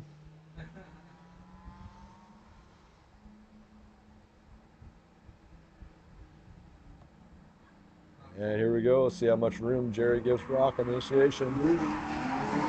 Rock with a big flick, and Jerry right on his door from the very beginning. Wow. Wheel tire planted in his door. Big transition out that touch and go. A little late by Jerry, and Rock Brown throws him to this second to last zone. Jerry getting proximity again. Nice transition with a dive onto the door through the last zone, and beautiful proximity through that last zone. Oh, that is going to be tough to call, dude. I think Jerry might have edged him out just a little bit. Man. I don't know, though. After that first zone, Jerry was on his door through that first zone, but now this is the one instance where bit. We could have a one more time yeah, type of thing. For sure. Which I don't think for that run anybody would blame anybody for one more time. So, what looks like Nate Pena, Brian Wood for our final battle for first and second. Nate Pena to lead first. Ryan Wood to chase first. And I think we mentioned this earlier today, but kind of unassuming Ryan Wood. Yeah, he kind of crept in there, didn't he? Not surprising, though. No. He's been consistent all day long. They were a little bit shallow there, a little bit shallow in the touch and go, and Nate catching back up. Building that proximity, coming in the last zone for Nate. Beautiful fulfillment of that last zone. Could have used a little more angle, but nice fulfillment.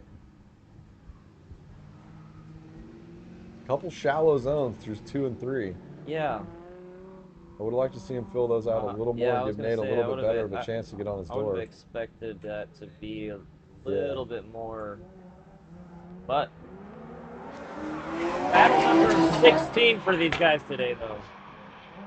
Brian with a nice smooth initiation, maybe going a little wide, didn't get on throttle early enough, and Nate was expecting him to. Beautiful outside zone from Nate or Ryan. And a little bit shallow in that outside zone. Nate gets back on the door through that last outside zone. All right. Man, I think And the I two do guys are have lining back up confirmation. for another battle. Do have confirmation for the last one. Let me just confer with the judges, make sure I got my story straight here. Yeah, if you guys want to tell me who the winners are, we'll go ahead and announce it on the live stream, and then we'll wrap things I up. think these two are lining up again for another battle. I don't think they could pick a winner from that first one. Maybe they did. I'll just do it on the live stream right now. Yep, it looks like there's a winner out of that battle. And it looks like there is a winner of this battle. Okay, yep. So I've got confirmation. All right. I've just got confirmation right now that Jerry got third place. So congratulations, Jerry. Jerry. Not a surprise at all. No. He Well was up done. there yesterday as well. Yep, well done to I just blanked who he was just going against. He was, Rock. Well done to Rock, yeah, Rock also. Brown. Yeah, absolutely, all day. Solid driving by Fantastic. Rock. All day long. And then Nate Pena and Ryan Wood. out of Nate Pena and Ryan Wood, first place goes to Nate. Wow, good runs, Nate. Solid. Well done, Nate. Beautiful. The experience has paid off. Yeah. You can see he knows how to run this format, and Definitely. congratulations on your second place, Ryan. Yeah, congratulations, Nate Pena, Ryan Wood, Jerry Madden, our top three. Way to go, guys. Everybody that stuck around for the stream, thank you guys for watching and hanging out with us today.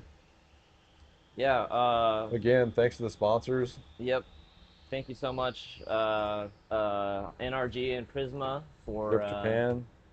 always supporting us. Thank you, Cage Kits. Thank you, Drift Japan, TDMI, Society, Race Treads. Thank you to Black Widow. Making sure I don't forget anybody, because I am right now forgetting a couple. J&A Oil, Ignition Speed, Vitor, and Zestino. Thank you, everybody that tuned in today. Congratulations to our winners. We will see you guys back in Colorado. Kenny and Caden signing off. Signing off. Thank you so much. Thanks, guys. Have a good one.